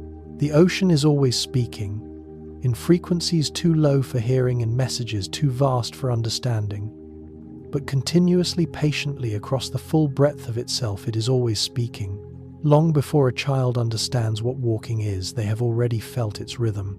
In the womb, every time the mother moves through the world, crossing a room, climbing stairs, walking to the window to look at the weather, the baby is carried in that motion, rocked by it. The footsteps produce a low, regular percussion felt, rather than heard, transmitted through the body that holds the body. The rhythm of a mother's footsteps heard in the womb may be one of the earliest rhythmic patterns a human ever learns. Researchers studying neonatal responses to rhythmic stimulation have found that newborns respond with particular calm to a rhythmic rocking that approximates the pace of normal walking, roughly 1 to 2 steps per second. Slower soothes, faster alerts, but the walking pace produces a quality of settling that other rhythms do not quite replicate. The hypothesis, not yet fully confirmed but supported by accumulating evidence, is that this specific rhythm has been experienced so continuously during gestation that the nervous system comes to associate it with safety, with the presence of the body that sustains them, with the ordinary and untroubled going about of the world outside. A mother who is walking is a mother who is well. A mother who is calm enough to walk at a normal pace is a mother in an environment that is not dangerous. The rhythm of footsteps was before any other sensory experience information, and the body kept that information, kept it long after birth, long after the womb is a distant and inaccessible country. The rhythm of walking still carries somewhere beneath awareness the faintest echo of the first evidence that everything was all right. There are people who work in memory care, in the wards and homes, where those with advanced dementia spend their days, who describe a phenomenon so consistent and so moving that they return to it again and again when asked what gives their work meaning. A resident who has not responded clearly to voice or touch in days, who seems to the ordinary observer to have retreated somewhere very far inside. And then a familiar song begins, something from their 20s, something from a particular afternoon long ago, and the person who had become unreachable is suddenly briefly here. Patients with severe memory loss can sometimes re-enter their own past fully. When hearing a song from that time for a few minutes, they are there. The return is not always verbal. Sometimes it is physical, the body beginning to move in a way it has not moved in months, finding a rhythm the hands remember even when the mind has lost the name for it. Sometimes it is emotional tears or laughter, or an expression of recognition so complete it leaves everyone in the room quiet. And sometimes it is verbal, and what the person says in those minutes is coherent, contextual, specific, describing a kitchen, a person, a moment in time, with a clarity and detail that was entirely unavailable to them moments before the music began. The music does not cure. The music does not restore what has been lost. When the song ends, the return often ends with it. But for those few minutes, something has been offered that nothing else could give proof that the person is still there, that the self has not entirely dissolved, that somewhere inside the silence there is still a melody that knows its own name. Time is not experienced evenly. Anyone who has sat through a dull meeting knows that an hour can feel like an afternoon. Anyone who has been deeply absorbed in something they love knows that 3 hours can disappear like a single breath. The clock does not change. The experience of the clock changes entirely.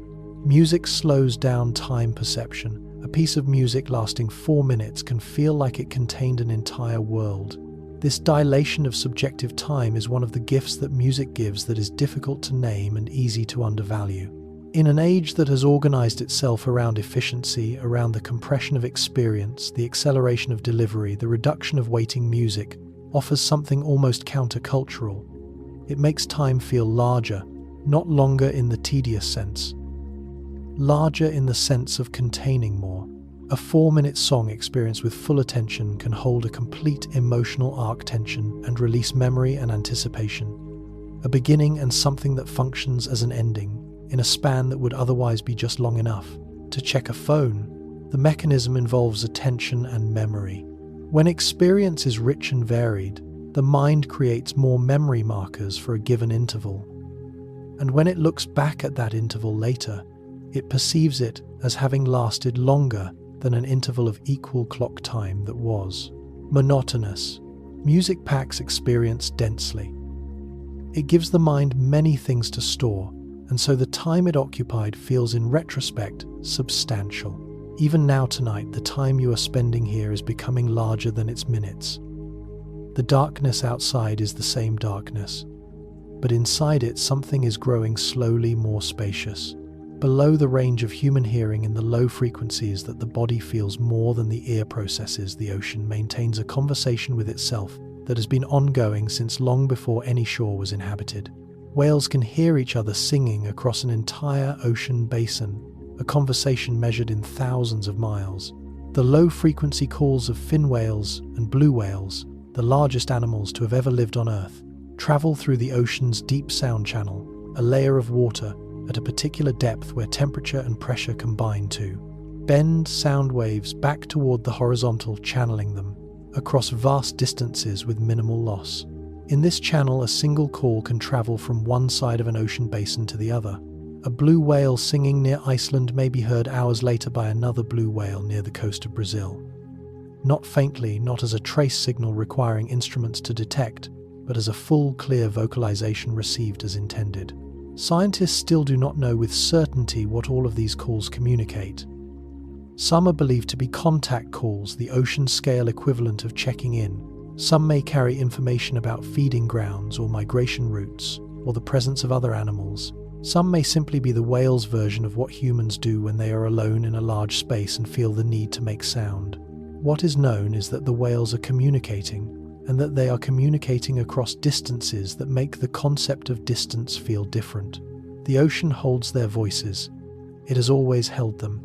Long before there were ships to listen, the ocean was already full of this vast, slow music crossing the world from creature to creature, a conversation that has never stopped. There is a particular kind of experience that researchers studying depression describe with quiet consistency. As the condition deepens, pleasures go. First, the larger ones: social engagement, physical activity, the satisfaction of accomplishment. Then the smaller ones. Food loses its appeal. Color seems to fade. The things that once generated genuine interest become objects that the mind can recognize as interesting without being able to feel anything toward them. And then often, last, music. People with depression often report that music is the last pleasure to remain accessible when everything else has gone quiet inside them. The phenomenon is consistent enough that researchers have noted it as clinically significant. The fact that music remains when other pleasures have been extinguished suggests that the neural pathways through which music produces reward are distinct from and more resilient than the pathways through which other pleasures are experienced.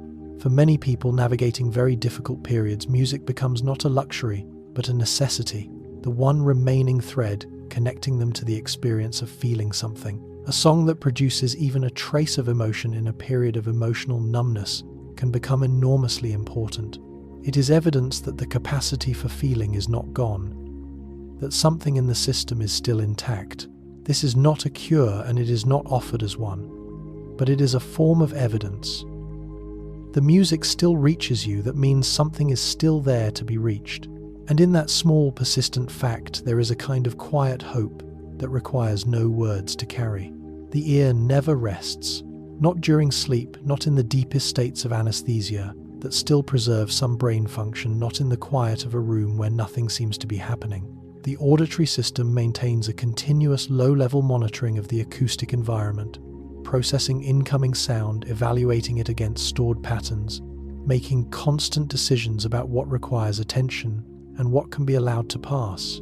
The ear never fully rests. Even in sleep, the brain simply learns to filter which sounds are worth waking for.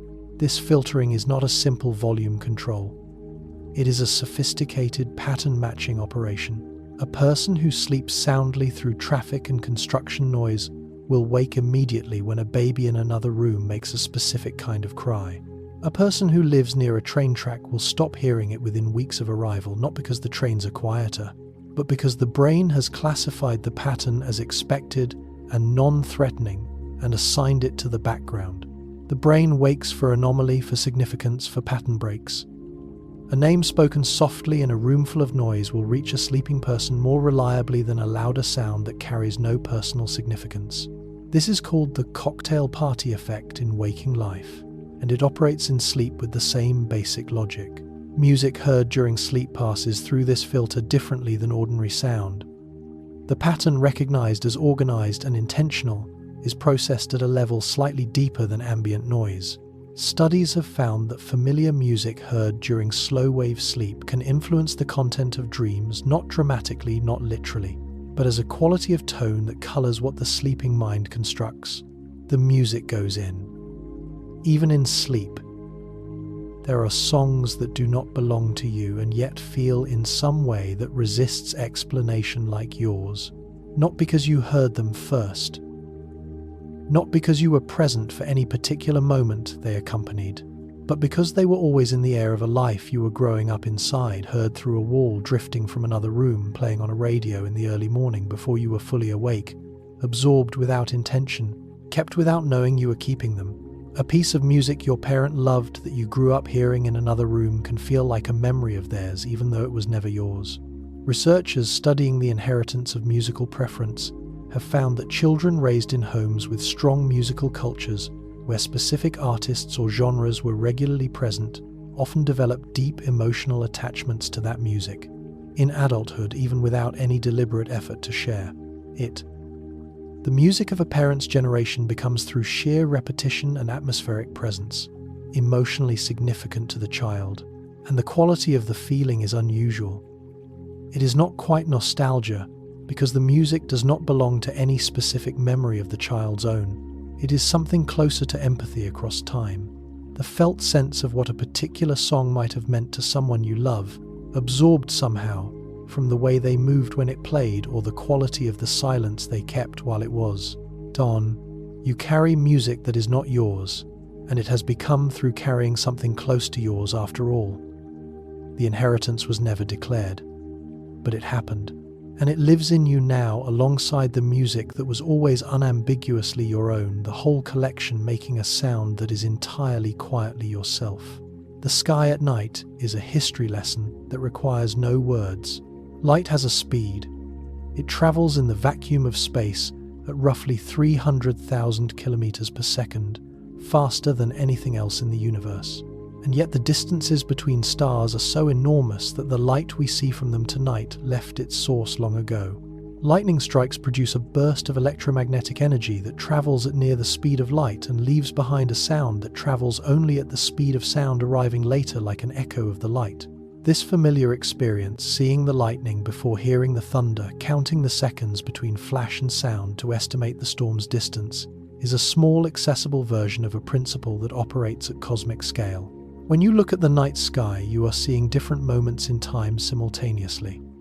A star 30 light-years away is showing you where it was 30 years ago. A galaxy 2 million light-years distant is showing you a moment from before humans existed.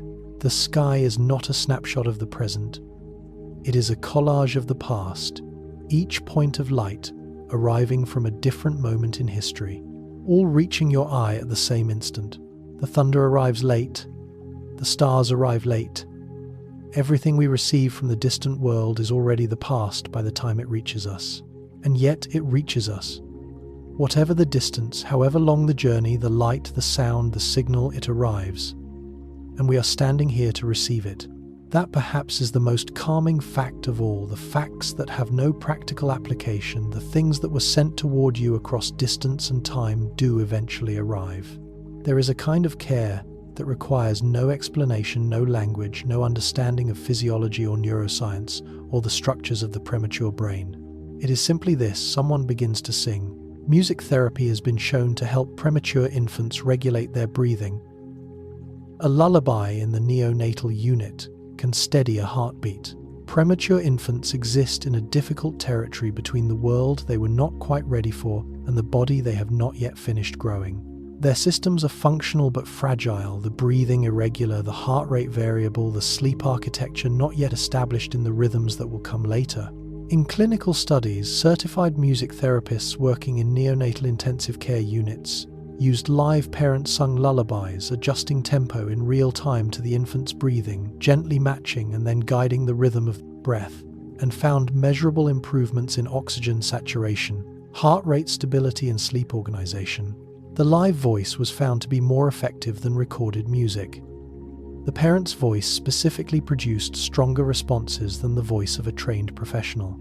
The music that the baby had heard in the womb, the songs the parent had been singing throughout pregnancy, produced the strongest responses of all. The first lullaby ever sung to a baby in the womb was not wasted. It was stored. And in the NICU, in the bright and beeping world, the baby arrived in too soon. That song was the most familiar thing in the room. Familiarity in a disorienting world is a form of medicine, and it was available all along in a voice. Long before concert halls, before recordings, before any of the technology that has made music portable and reproducible and available on demand, there was walking. Human beings walked enormous distances, across continents, along coastlines, through mountain passes, following the seasons and the animals and the water. And they walked very often with music songs that matched the pace of the body in motion, that made the long distances manageable, that encoded the landscape in melody so that the route could be remembered through the song. Indigenous cultures across many continents developed music specifically for the rhythm of walking, matching the pace of the body's movement to the pace of the land. Australian Aboriginal peoples have a tradition of songlines, routes across the landscape encoded in song, so that to sing the song is to navigate the country, the melody and the terrain corresponding to each other in ways that allow a person to travel thousands of kilometers by following the music. The land and the song are not separate things. The song is the map, the music is the memory of the land itself. Similar traditions exist in other cultures, songs tied to specific journeys, specific seasons, specific passages between one kind of place and another. The music was not entertainment for the road. The music was the road, the way of holding the path in the body so that it could be traveled again. There is something very old being accessed, perhaps, when a person puts music on for a long drive or for a walk through a city, or for any journey that requires sustained forward movement through time and space. The body still understands somewhere below the level of decision-making that music and motion have always belonged together. The path is easier with a song. It always has been. There is a moment in certain pieces of music, a particular phrase, a chord that arrives at exactly the right time, a melody that crests and then descends with a quality of inevitability where something in the body responds before the mind has formed a single thought about what it is hearing. The hair on the arms rises, the chest opens slightly, the breath catches, holds and then releases in a slow, involuntary exhale. The brain releases a small wave of pleasure at the moment. A song resolves a musical tension, a sensation so brief most people never consciously notice it. Researchers studying this phenomenon, called a chills response or frisson, have found that it correlates strongly with a personality trait called openness to experience and occurs most reliably at moments of unexpected harmonic resolution, at the return of a theme after its absence, at the moment a voice enters after a passage of pure instrumentation. The sensation lasts typically for only a few seconds.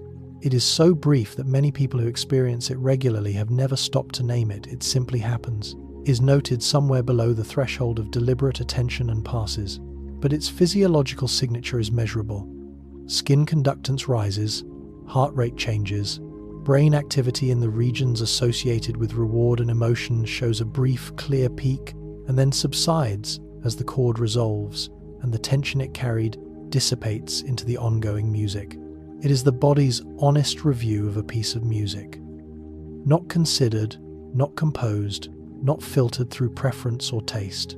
Just the involuntary response of a nervous system to a pattern that has done exactly what a pattern should do. The music kept its promise, the body noticed, and for a breath everything was very quietly, very briefly exactly right.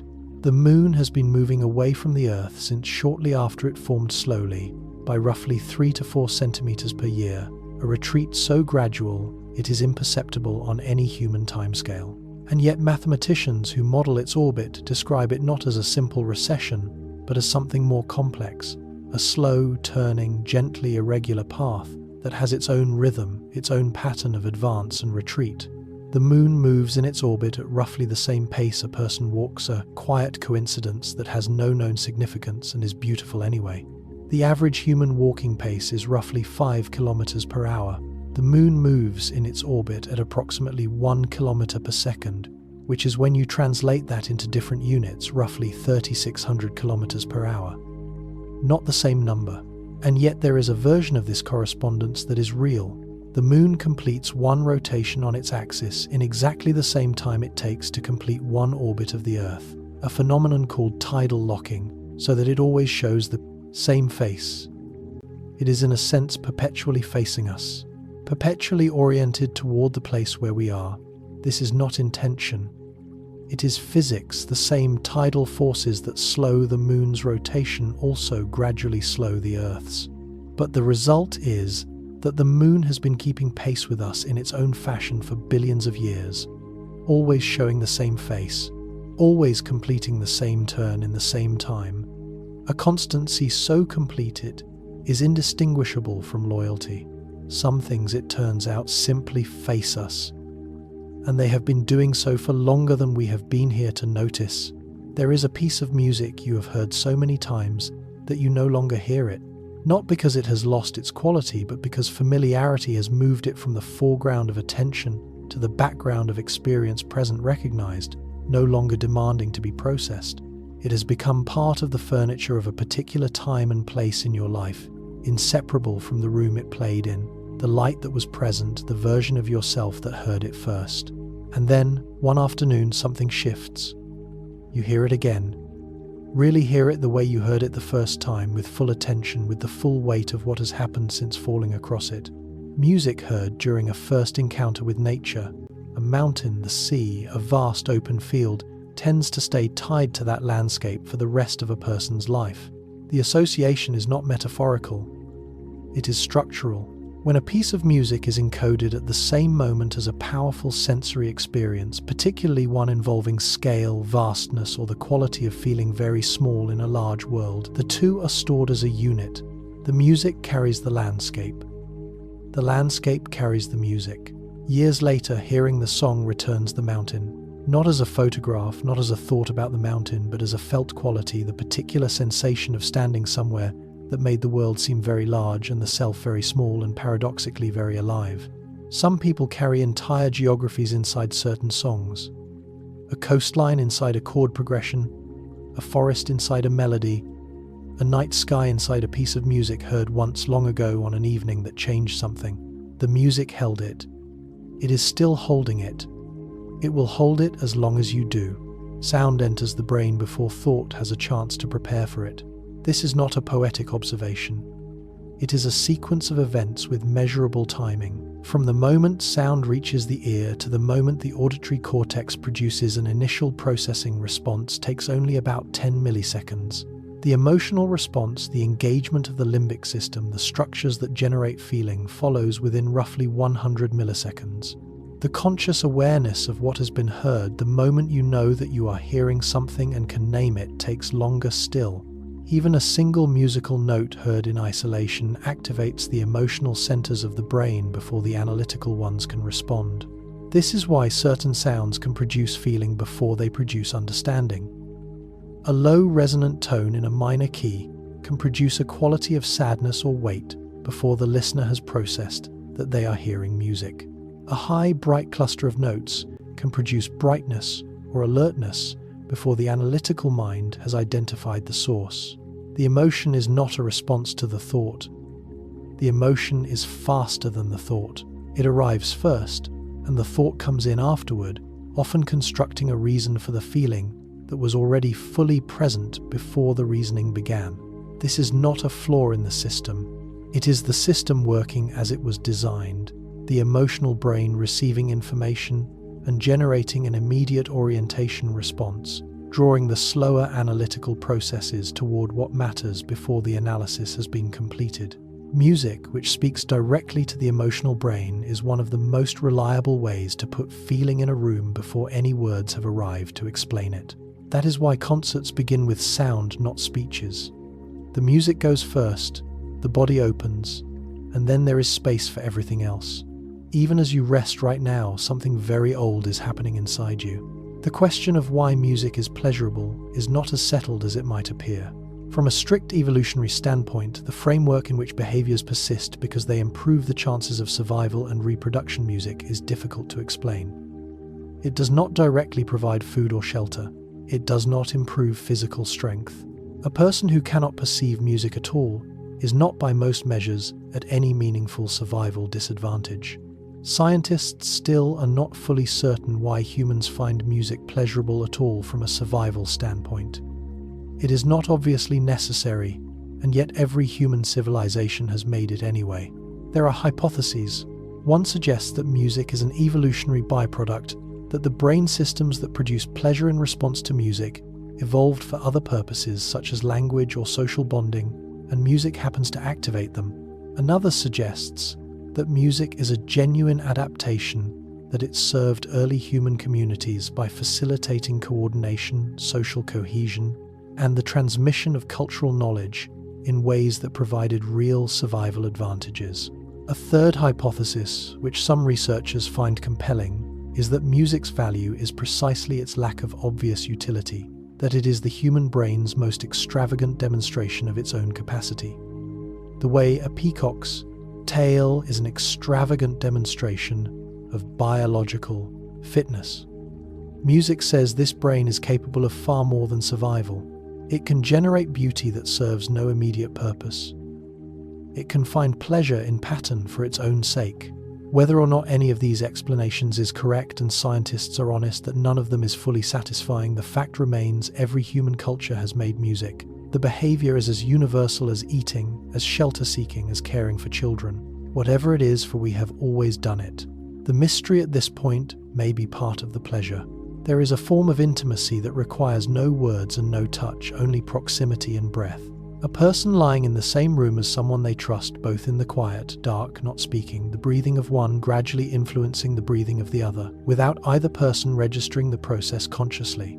The sound of another person's heartbeat played quietly during sleep can deepen the resting state of a second person in the same room. In a study designed to examine the effects of co-sleeping partners on each other's sleep quality, researchers found that exposure to the recorded heartbeat of a partner played at very low volume below the threshold of conscious awareness produced measurable improvements in the depth of sleep in the person hearing it. Heart rate variability, a measure of the nervous system's parasympathetic activity, increased. Time spent in slow-wave sleep extended. The heartbeat was recognized as familiar, as safe, as belonging to something present and calm, and the sleeping brain, which cannot distinguish between a recording and a presence, responded to it as if the person were actually there. There is something very tender in this. The body knows the sounds that belong to safety. It has catalogued them: the breathing, the heartbeat, the particular quality of another life nearby, continuing steadily through the dark. And when those sounds are present, the body relaxes in a way it cannot quite relax when they are absent, as if some part of it has been waiting all along simply for evidence that something it loves is still close by, still breathing, still here. Memory does not work the way we assume it does. We tend to imagine it as a library, organized, stable, consulted when needed, returning the same document each time it is accessed. In reality, memory is more like a reconstruction assembled each time it is needed from distributed fragments, subject to subtle alteration with each retrieval, shaped by context and mood and the current state of the person remembering. But music-evoked memories appear to be unusually resistant to this distortion. Music written in the last 5 years is the least likely to trigger involuntary memory. The older the song, the deeper the roots it tends to reach. The mechanism behind this is related to consolidation, the process by which memories are gradually stabilized over time. A memory that has been consolidated over years, retrieved and restored many times, becomes more robustly encoded than a memory that is recent and still being organized. The older the memory, the more thoroughly it has been integrated into the brain's long-term architecture. Music that was meaningful in childhood or adolescence has been consolidated and reconsolidated across decades. It has been encountered in many contexts, associated with many subsequent experiences, woven into the broader fabric of the self. It is not stored in one place, it is distributed throughout the architecture of who the person has become. And so when it surfaces with an authority that newer music cannot yet carry. It does not arrive as a suggestion. It arrives as a certainty, clear, complete, and carrying with it the weight of everything it has meant across all the years it has been held. The old songs know you better than the new ones. They have had more time to learn. There are rivers that have been flowing for millions of years. The Amazon, the Nile, the Congo. Rivers so old that the landscape they move through was shaped by them, carved by the water rather than the water finding its way around the stone. These rivers generate in their movement a sound that is almost entirely imperceptible to the human ear at normal distances. The Amazon River makes a low, almost inaudible sound as it moves, a vast, slow vibration felt more than heard by animals living near the bank. The infrasound generated by large bodies of moving water, the deep sub-bass frequencies produced by water pressure, turbulence, and the movement of sediment along the riverbed falls below the threshold of human hearing. But it is felt. It passes through the ground, through the roots of trees, through the bodies of animals resting near the bank. It is one of the constant, subliminal features of the soundscape of the river, present, always, noticed, almost never. Some animals are believed to use this infrasound for navigation and orientation. The vibration of a particular river carrying information about the river's character, its volume, its distance, in ways that the ear alone could not detect from far away. The river is always announcing itself. In frequencies below language, below music, below the range of any instrument, it is always saying, I am here. I am moving. I have been moving for longer than you can imagine, and I will still be moving long after everything that currently remembers me is gone. Some forms of constancy are too old to hear. You can only feel them if you are still enough and close enough and patient enough to let the ground speak through you. Every culture has a language for the sounds of grief that does not require translation. A mother keening over a loss. a crowd at a funeral moving into low, wordless sound. The moan that escapes a person in the first moments of devastating news, before thought, before language, before any organized response, the body releasing the feeling as pure, unmediated sound. Grief has a sound that every culture names differently, but every human body recognizes: low, slow, and open. The acoustic features of expressions of grief are consistent across cultures in ways that suggest a biological rather than learned origin. The sounds are predominantly low in frequency, not high and sharp like fear or anger, but deep, slow, open-throated. They tend to be long rather than short. They tend to be unmodulated, undifferentiated, a single sustained tone rather than a rapid series of tones. These features are also present in the music that cultures around the world have developed to accompany grief. The dirge, the lament, the elegy. In their different cultural forms, they share the same acoustic character: slow, low, open, sustained. Music for grief is not a representation of grieving. It is a formalization of it, the sound the body already makes, organized into something that can be shared, that can be sung together, that can give the feeling a container. And in that container, something becomes possible that is not possible in pure private grief. The feeling is witnessed. It is held by the music and by everyone who has ever sung that music and by everyone who will sing it after. The sorrow does not disappear, but it becomes something a person does not have to carry entirely alone. There are songs that seem too small for what they contain. 4 minutes. A simple melody. Words that read on a page would not explain why they produce what they produce when they arrive on the right voice at the right moment in the right life. A song heard just once at the right moment during a thunderstorm in a foreign city on an ordinary Wednesday can stay with a person for the rest of their life. Researchers who study music and autobiographical memory describe this phenomenon as a flashbulb, encoding the same process by which emotionally significant events are stored with unusual clarity and permanence. When the conditions are right, when a person is in a heightened emotional state, when they are in an unfamiliar or particularly vivid environment, when something in the song intersects precisely with something they are carrying, the encoding that normally happens gradually, over repeated exposures, can happen in a single moment. One hearing. One perfect intersection of song and circumstance. And the music is yours forever. It does not matter that you did not choose it. It does not matter that you did not recognize in the moment that you were forming a lifelong attachment. The brain made its decision independently, flagged the moment as significant, reached for the music that accompanied it, and stored both together with a clarity it reserves for the most important events. And so for the rest of your life, that song knows something about you. It was there for a moment you have never forgotten. It was present at something that mattered. And whenever it returns, it brings that moment back gently, completely, from wherever moments go when they have finished happening. The body at rest is never entirely still. Even in the deepest sleep, in the most complete quiet, in the most undisturbed dark, the heart is moving. The lungs are moving. The blood is moving through its long circuit of vessels, carrying oxygen and warmth to every distant part of the body, sustaining everything without being asked, without being noticed, without ever requiring a conscious decision to. I continue. The inner ear contains the smallest bones in the human body, 3 of them, collectively smaller than a grain of rice, and they have not changed significantly in 300 million years. These 3 bones, the malleus, the incus, and the stapes, known commonly as the hammer, the anvil, and the stirrup, form a chain across the middle ear, transmitting the vibrations of the eardrum to the fluid of the inner ear with remarkable efficiency. They are the mechanical bridge between the air and the body, the point at which the outside world's disturbance of the air becomes the inside world's experience of sound. 300 million years of evolutionary history, and these bones have remained essentially unchanged.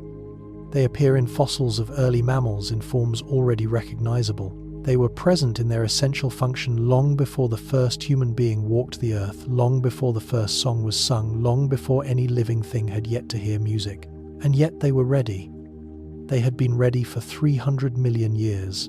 Somewhere in the long, patient history of life on this planet, evolution arrived at the solution of these 3 tiny bones and found it so complete, so efficient, so elegantly suited to its purpose that it has seen no reason to revise them since.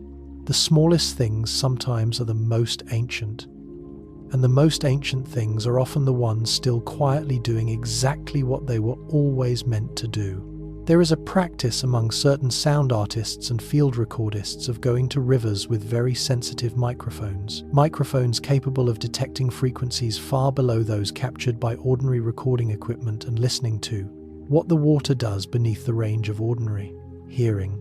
Rivers, when recorded and slowed down significantly, produce sounds that have been described by musicologists as resembling slow percussion.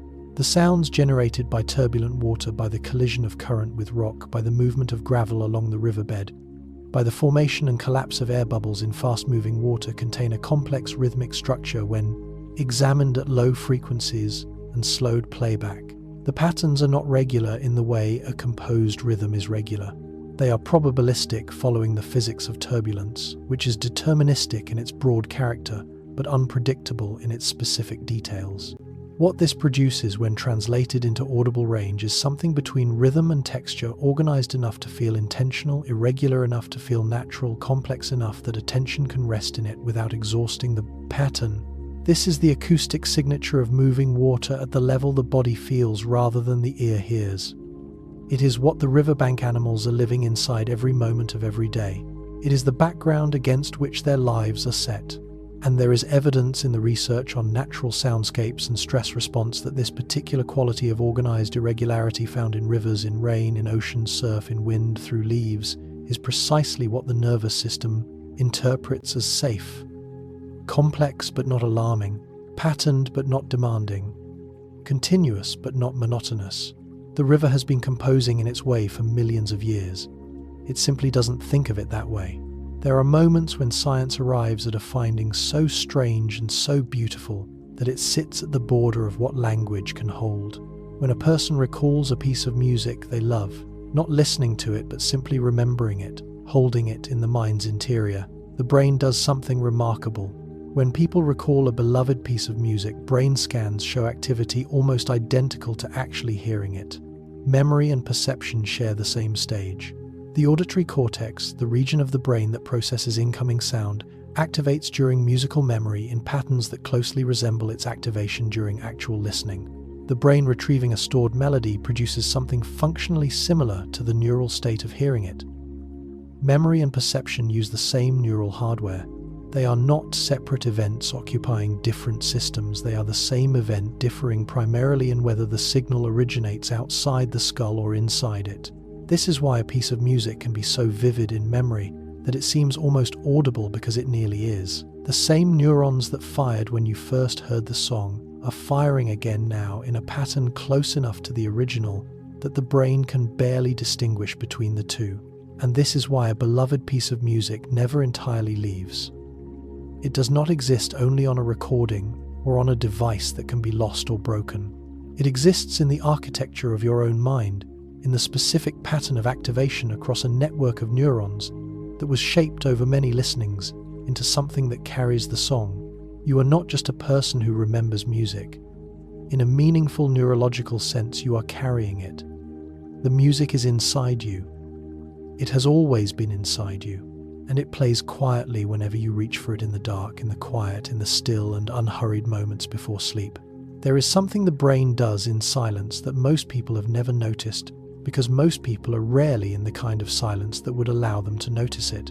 In the absence of external music, in quiet rooms, in the minutes before sleep, in long, unoccupied stretches of a day, the brain sometimes continues what the ear has stopped receiving. Even when a person is alone in silence, the brain occasionally replays the last music it heard, looping it gently as if to process what it meant.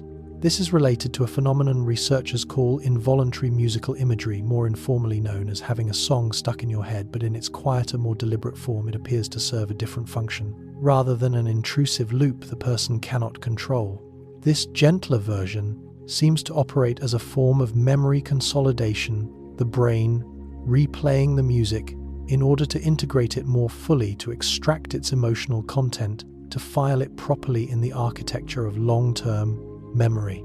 It tends to happen with music that was emotionally significant during the day. A song that produced strong feeling or that arrived at a moment of heightened experience is more likely to be replayed in this way than music that was merely present in the background.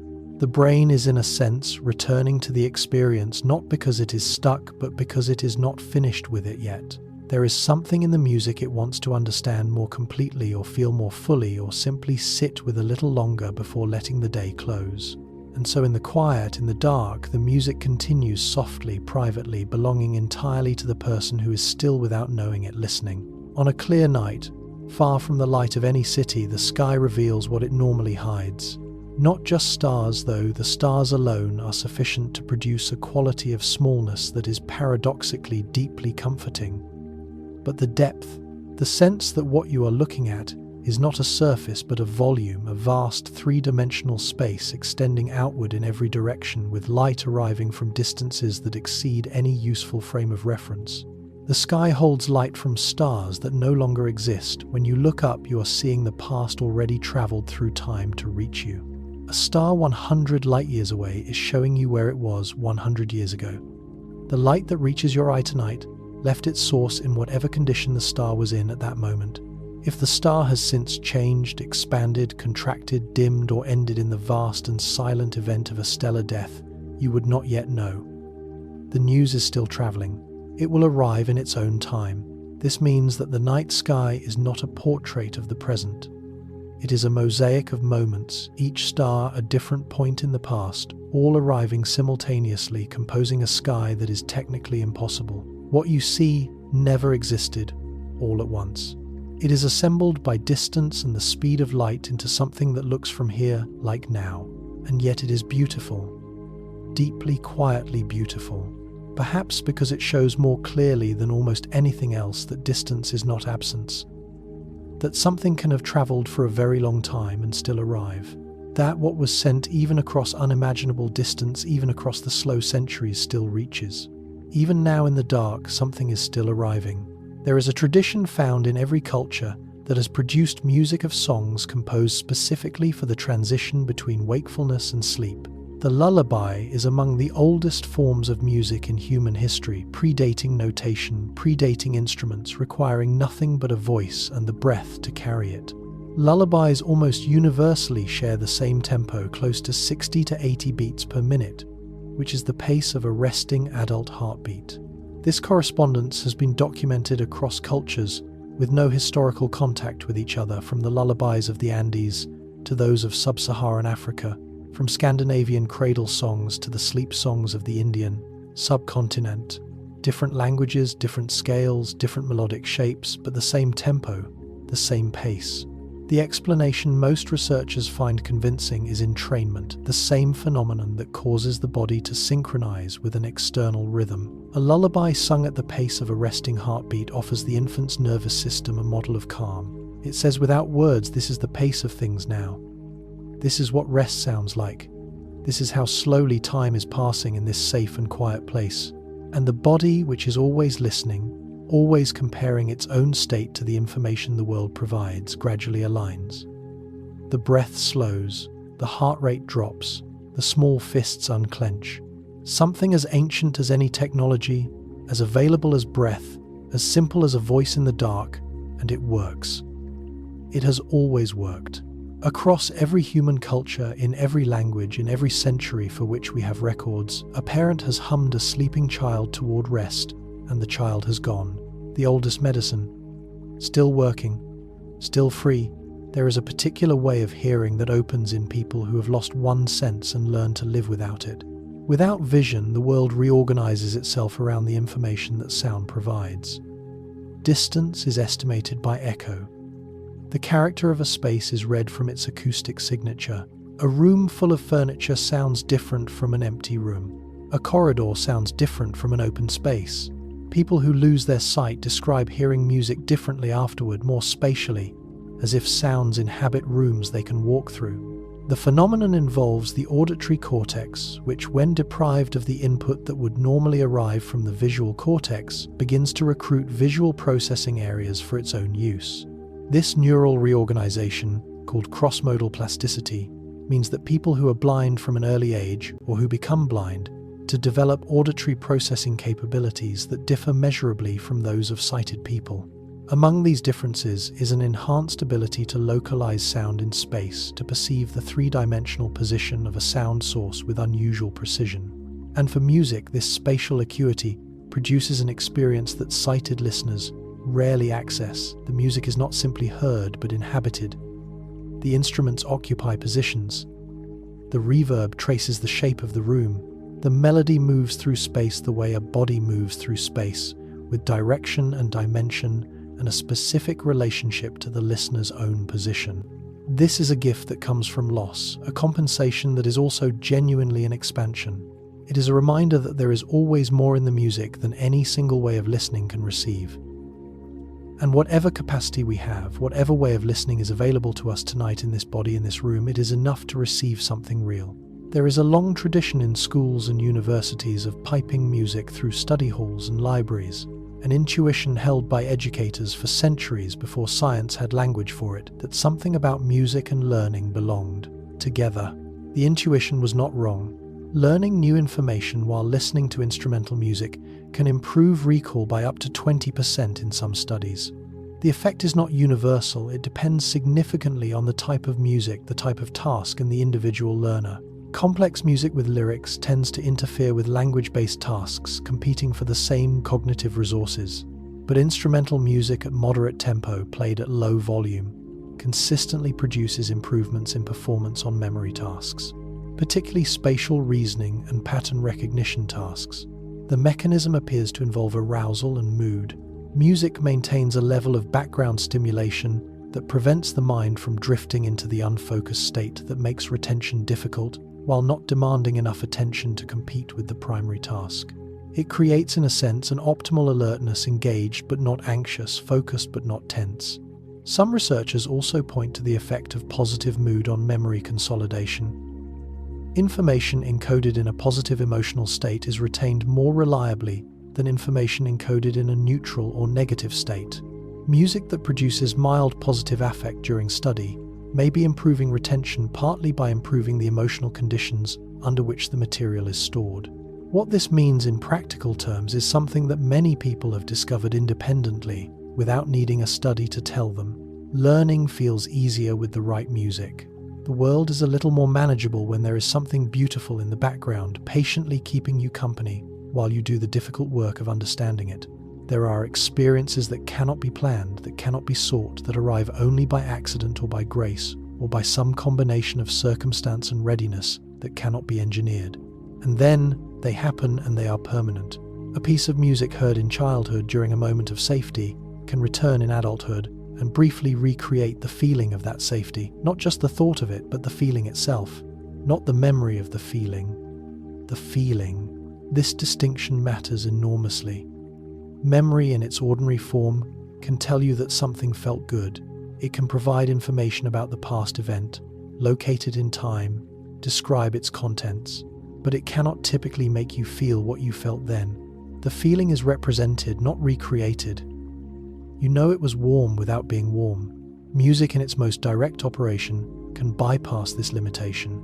A song encoded at a moment of deep safety, held in the arms of someone who loved you, sitting in a kitchen that smelled of food, being prepared in a room where the light came through a certain window at a certain hour, can return not just the information about that moment, but the actual felt quality of it, the warmth, the particular relaxation of a body that does not have to prepare for anything, the sensation of being exactly where you are supposed to be, for a few measures, for a few breaths, and then the music continues and the present returns, and you are here again in whatever room you are actually in, but you have been reminded.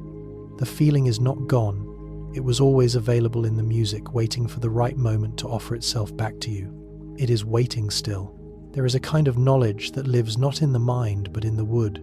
A violin made from timber, harvested in the high forests of northern Italy 3 centuries ago, will sound different from a violin made from wood grown in a managed modern forest. Not because the craftsman was more skilled, though. The craftsmen of that period were extraordinary, because the wood itself is different.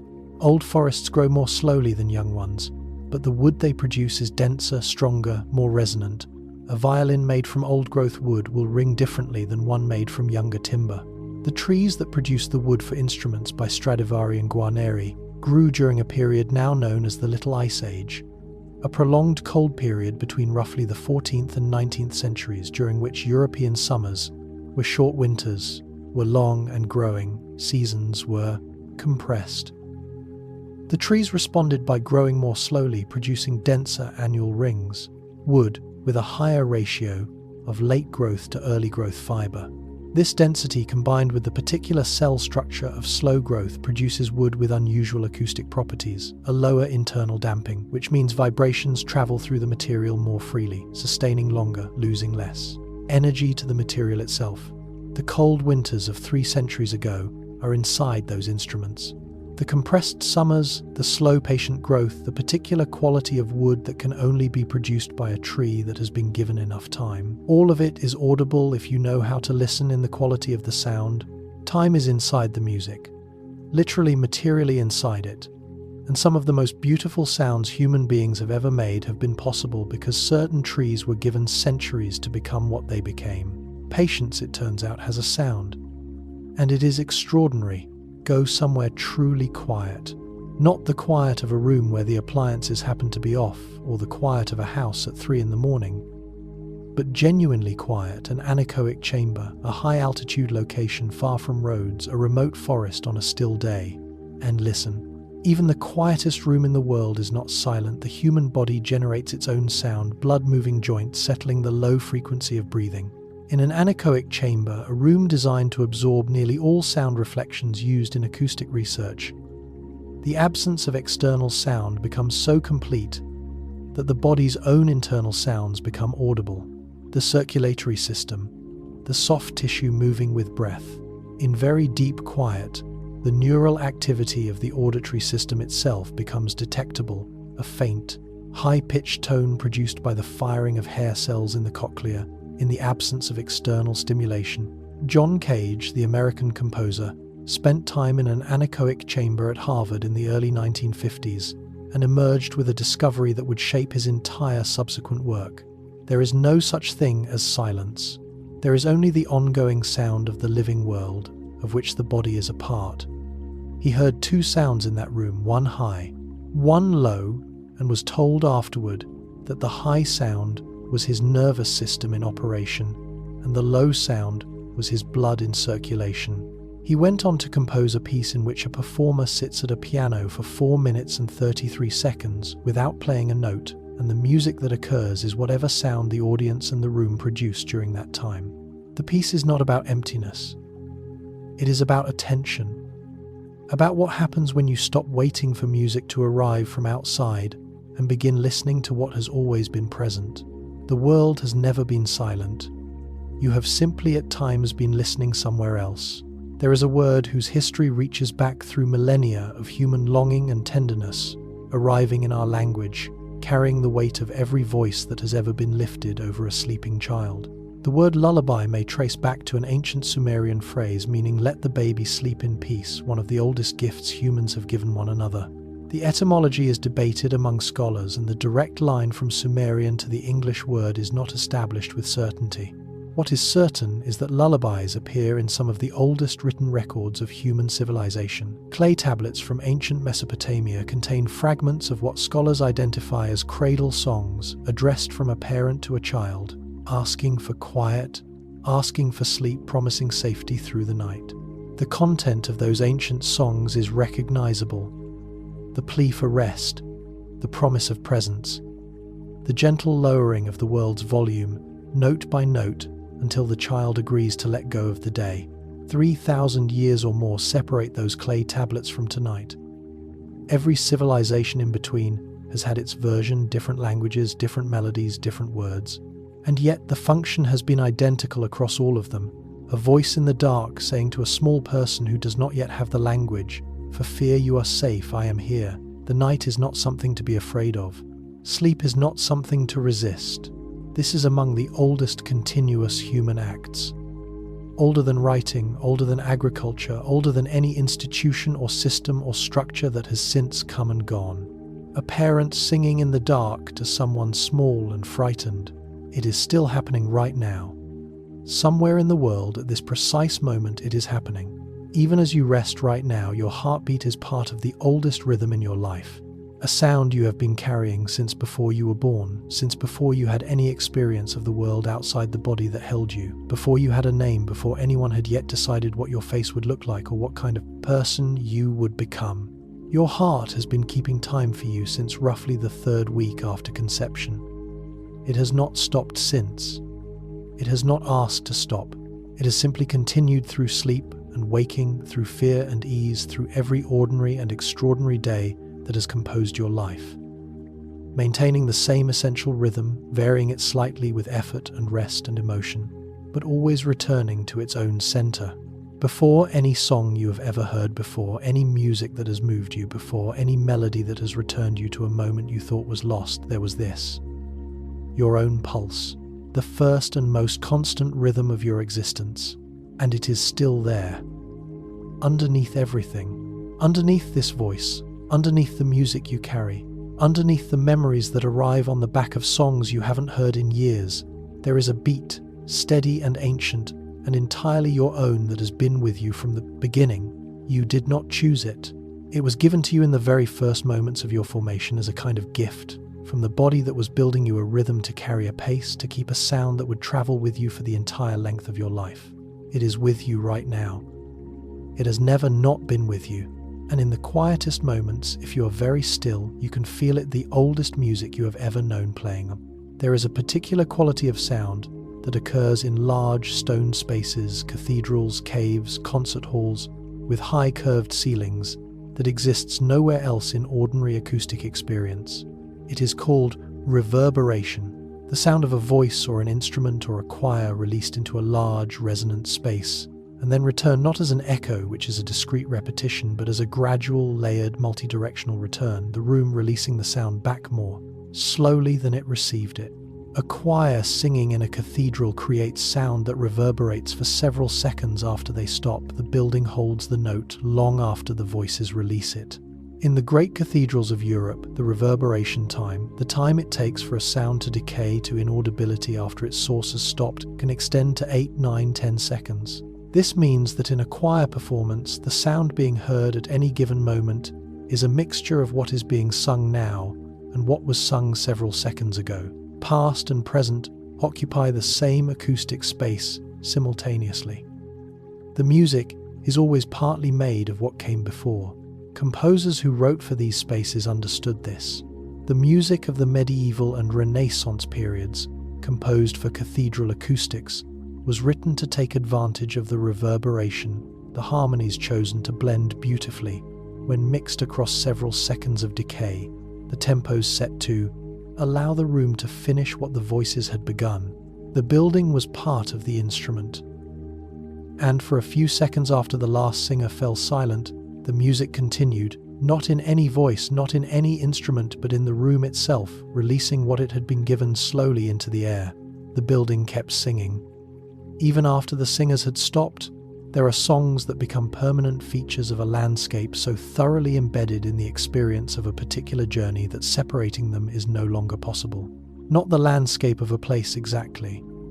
The landscape of a passage, the experience of moving through time on a road or a path with a beginning somewhere behind you and a destination still ahead.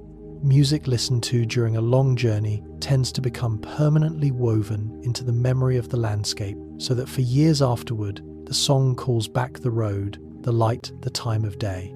The association is mutual and total. The song carries the road carries the song. Years later, either one can summon the other. A particular stretch of highway remembered suddenly upon hearing a chord, a song returned fully to memory by the specific quality of early morning light coming through a window on a train. Researchers attribute this to the circumstances of travel, the state of heightened openness that comes from being in motion towards something, from having temporarily left ordinary life behind, from the particular quality of attention, available when the view is always changing and the mind has nothing to manage except the experience of moving through the world. In this state, the brain encodes richly. Everything that is present during the journey is stored with unusual vividness, and whatever music accompanies the journey is stored as part of the journey itself. indistinguishable from the road and the light and the feeling of forward to motion. Every long trip you have ever taken is still available somewhere in a song. Every road that mattered is being held in a melody. Somewhere in your collection of music, there are journeys waiting to be traveled again. There is a quality in certain musical performances, and in certain improvisers, and in certain singers who have been performing the same repertoire for decades that is very difficult to name and very easy to recognize when it is present. It is the quality of something almost arriving before it has been played, a sense of inevitability that exists in the space just before the note lands, a feeling that the music is slightly ahead of itself or slightly behind itself in a way that makes the arrival of each phrase feel both surprising and completely expected. Some compositions are structured so that the melody arrives just one step ahead of what feels natural. The slight delay is what makes it feel alive. This technique, studied in jazz in certain folk traditions, in the ornamentation practices of Baroque performance, involves a deliberate and very slight displacement of the expected rhythmic moment. A note that arrives fractionally early creates tension. A note that arrives fractionally late creates longing. Neither is wrong. Both are intentional.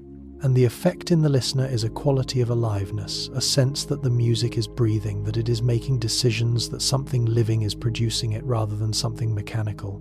The brain, which is continuously predicting what the music will do next, detects these tiny displacements and responds to them. The prediction was close, but not exactly right.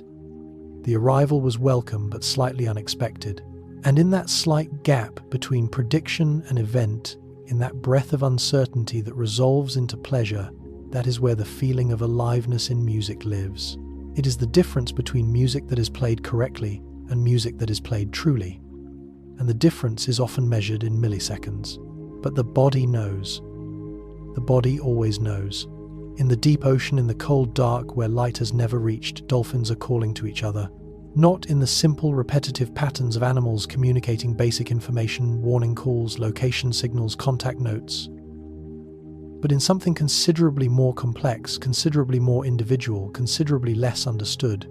Dolphins use complex, shifting vocalizations to identify themselves to one another, a form of musical self-naming scientists still do not fully understand.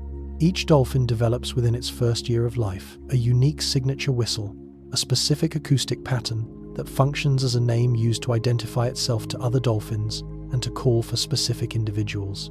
Other dolphins in the group learn this signature and use it when addressing that individual. But the calls dolphins produce extend beyond these signatures into a range of complex variable vocalizations that researchers have not yet fully mapped or decoded. The social repertoire appears to be large.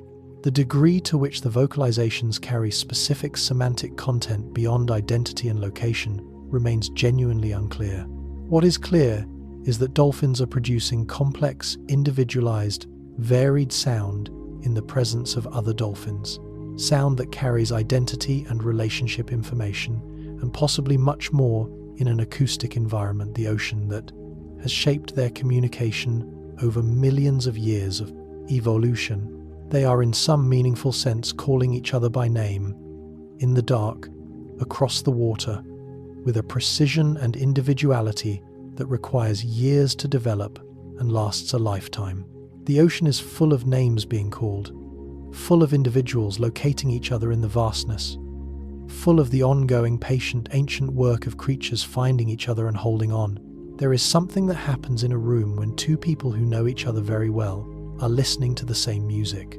Not something visible, not something they would necessarily name if asked or even consciously notice, but something present, a quality of shared interior state, a quiet alignment, a brief experience of occupying the same inner weather at the same time.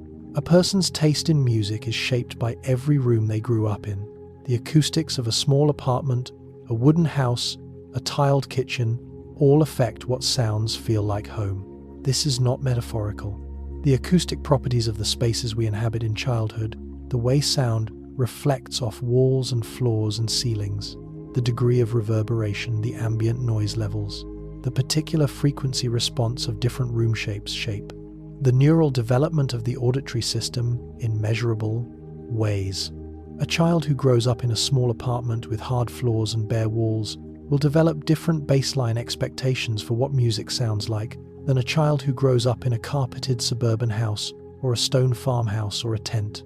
The spaces where music is first heard become the implicit standard against which all subsequent music is measured. What feels warm, what feels cold, what feels present, what feels distant, what feels like a voice in the same room, and what feels like a voice heard through a wall. Home is partly acoustic. The feeling of a familiar room is partly the feeling of how sound moves through it. And the music that sounds like home, that carries in its timbre and its resonance the acoustic signature of the spaces where you first came to love music, will always carry something that no technically superior recording in a different acoustic environment quite replicates. The room where you first heard music is still inside you, quietly shaping what music feels like every time you listen. There is a last moment of music most nights before sleep. It may be something playing in another room heard through the wall. It may be music deliberately chosen as a companion for the transition between waking and sleeping. It may be a song that arose in the mind unbidden from the day's accumulated sounds, a melody that simply appeared and stayed. The very last song a person hears before sleep is often the one their brain quietly replays during the night, not as sound but as pattern. During sleep, particularly during the slow wave stages when memory consolidation is most active, the brain replays the day's significant neural patterns. This replay is not random, it follows the logic of importance, of emotional weight, of novelty. What mattered most during the day is rehearsed most thoroughly during the night. Music, particularly music that carried feeling, tends to be among the patterns replayed. Not experienced as conscious listening, the sleeping mind does not hear the music in the way the waking mind does. But the pattern is activated. The neural sequence that represents the song is run through again, and the consolidation process that follows strengthens the memory, deepens the encoding, integrates the experience more fully into the long-term architecture of the self. The last song of the evening, then, is not simply the last thing heard before sleep. It is the thing the sleeping mind will carry into the night and return from slightly transformed, slightly more settled, slightly more fully belonging to you than it did when the day began. Choose the last song gently. The night will spend some time with it, and when morning comes it may feel, without knowing why, a little more like yours. There is a moment in a performance, in a concert hall, in a small club, in a living room, where someone has simply begun to play when the music stops being something happening and becomes something being inhabited. The player is no longer producing the music. They are inside it, moving through it the way a person moves through a space they know so well they no longer need to think about the walls. Music written for grief, listened to over time, has been shown to slowly change the emotional charge of a memory, not erasing it, but softening the edges. This process, which researchers call emotional reappraisal through music, involves something more gradual and more generous than simple distraction. When a person returns repeatedly to music associated with a painful memory, choosing it deliberately, sitting with it, allowing the feeling it carries to move through them rather than around them, the memory itself undergoes a subtle but measurable change. The event does not change. The facts remain. What changes is the relationship to the feeling, the way the emotional charge is held, the degree to which it arrives with urgency or with a quality that is closer to acknowledgement. The grief becomes over time less a wound and more a scar. Present, visible part of the story, but no longer raw. Music facilitates this, not by removing the feeling, but by giving it a container, a frame, a structure within which the feeling can be experienced at one remove, not escaped but held. And in being held, processed. And in being processed, gradually integrated into the self in a way that does not require constant vigilance. The music that once made you cry still makes you feel something, but the something over time changes its character. It becomes softer. It becomes something closer to gratitude for having felt deeply, for having loved something enough to grieve it, for still being someone capable of being moved. The song does not fix anything, but it stays with you while things slowly, gently find their way toward bearable. In the space between galaxies, in the vast, cold, nearly empty stretches of the universe where no star provides light and no planet holds life, there is something that instruments can measure, but no human body will ever feel directly. Magnetic fields generated by the motion of charged particles thread through the intergalactic medium in filaments and sheets. These fields fluctuate, they oscillate, they change on timescales that range from milliseconds to millions of years, in patterns that respond to the motion of galaxies and the flows of matter through the cosmic web. Even the space between galaxies is not empty. It is threaded with magnetic fields that fluctuate in patterns scientists can translate mathematically into rhythm. When the fluctuations of these fields are mapped onto a musical scale, a mathematical translation that assigns frequency values to the oscillation rates, they produce sequences that have a structure. Not the structure of composed music, not the structure of intentional sound, but the structure of organized variation patterns that repeat, that deviate, that resolve. The universe rendered in this way sounds like something. Scientists who work with this data describe it as haunting, as strange, as unlike anything produced by human hands and yet recognizable. Rhythmic. Organized. There is no one making this music. There is no intention behind it. It is simply what physics produces when matter and energy interact across the full breadth of space. And yet the patterns are there, ancient, vast, continuous, threaded through the darkest and most empty parts of the universe, like a composition written in a language no ear was ever designed to hear. You are made of the same physics. The same patterns at different scales run through you. The universe is not playing music at you. The universe is simply doing what it does, and what it does at every scale is find pattern. And pattern, wherever it exists, is the beginning of music. There is a thought experiment that some researchers have proposed, imagining a human being raised in complete acoustic isolation, no music, no singing, no rhythmic sound of any kind from birth. No such experiment has been conducted or could ethically be conducted. But the question behind it is genuine. Is the response to music learned, or is it something the body brings into the world already knowing? The evidence points carefully and consistently toward the latter. A person who has never heard music before, truly never when exposed to it, will instinctively begin to move. The impulse is ancient and unlearned.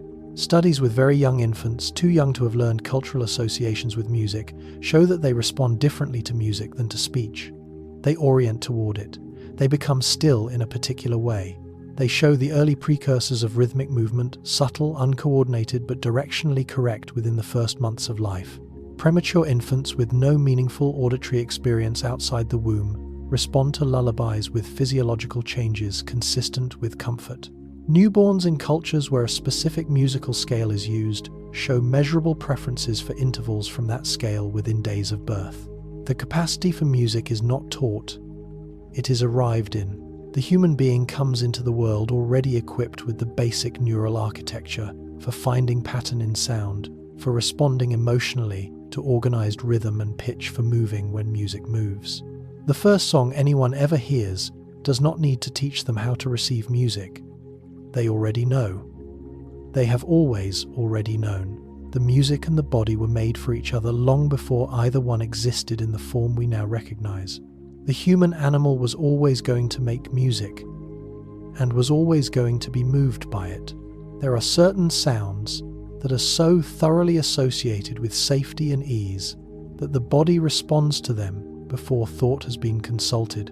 The low sounds of a house at night settling, rain on a roof, wind in trees, the particular quality of silence that follows a long exhale, a voice somewhere nearby speaking at a pace that suggests nothing is wrong. The last sounds most people report hearing before sleep are often music voices of people they love and the ambient sounds of places that felt safe. Sleep researchers who study the transition between waking and sleep, the hypnagogic state, that strange borderland where the mind begins to release its grip on the structured waking world, have noted that auditory experience in this state is unusually vivid and unusually emotional. Sounds heard during the transition to sleep are processed differently than sounds heard during full wakefulness. They arrive with less filtering, less contextual framing, more direct emotional impact. Music heard in this state, chosen or simply present, remembered or actually playing, can have an unusual quality of depth and resonance. Familiar voices heard in this state often feel very close, very warm, very present.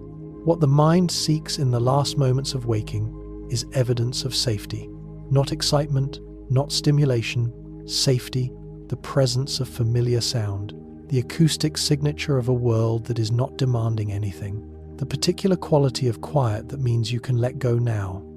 The night will hold you. You do not need to be ready for anything until morning.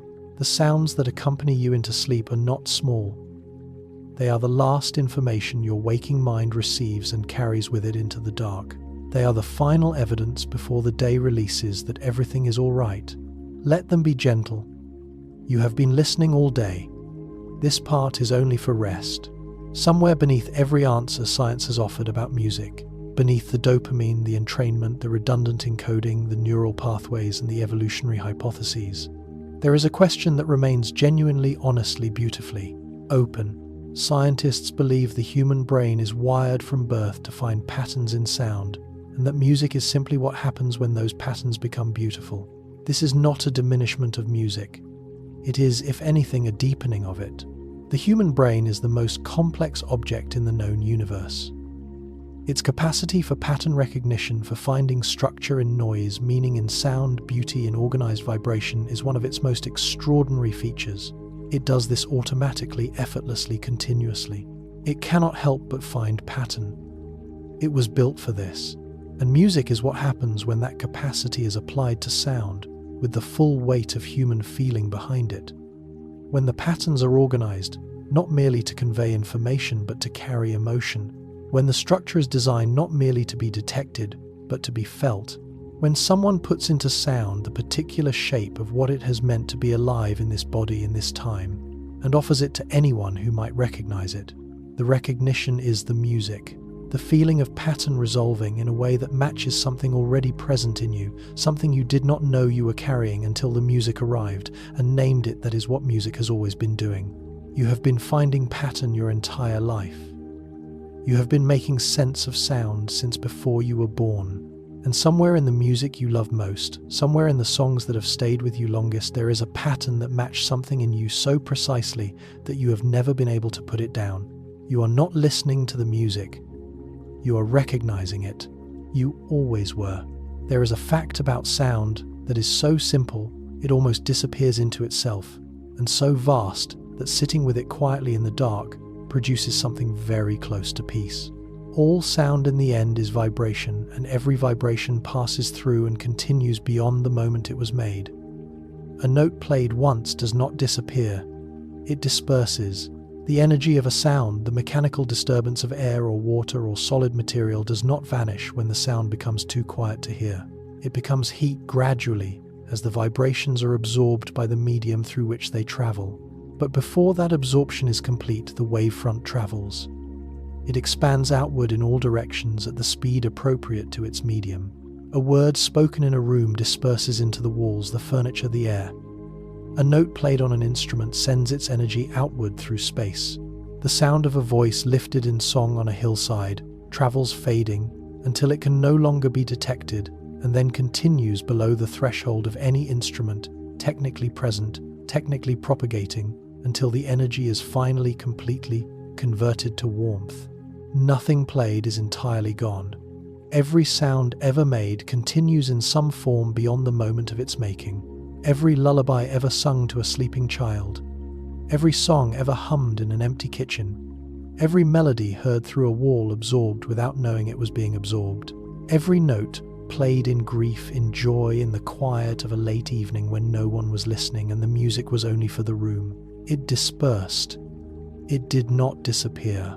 The music goes somewhere. It has always gone somewhere.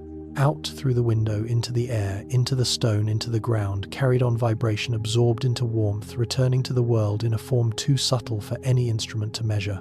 A note played once does not disappear.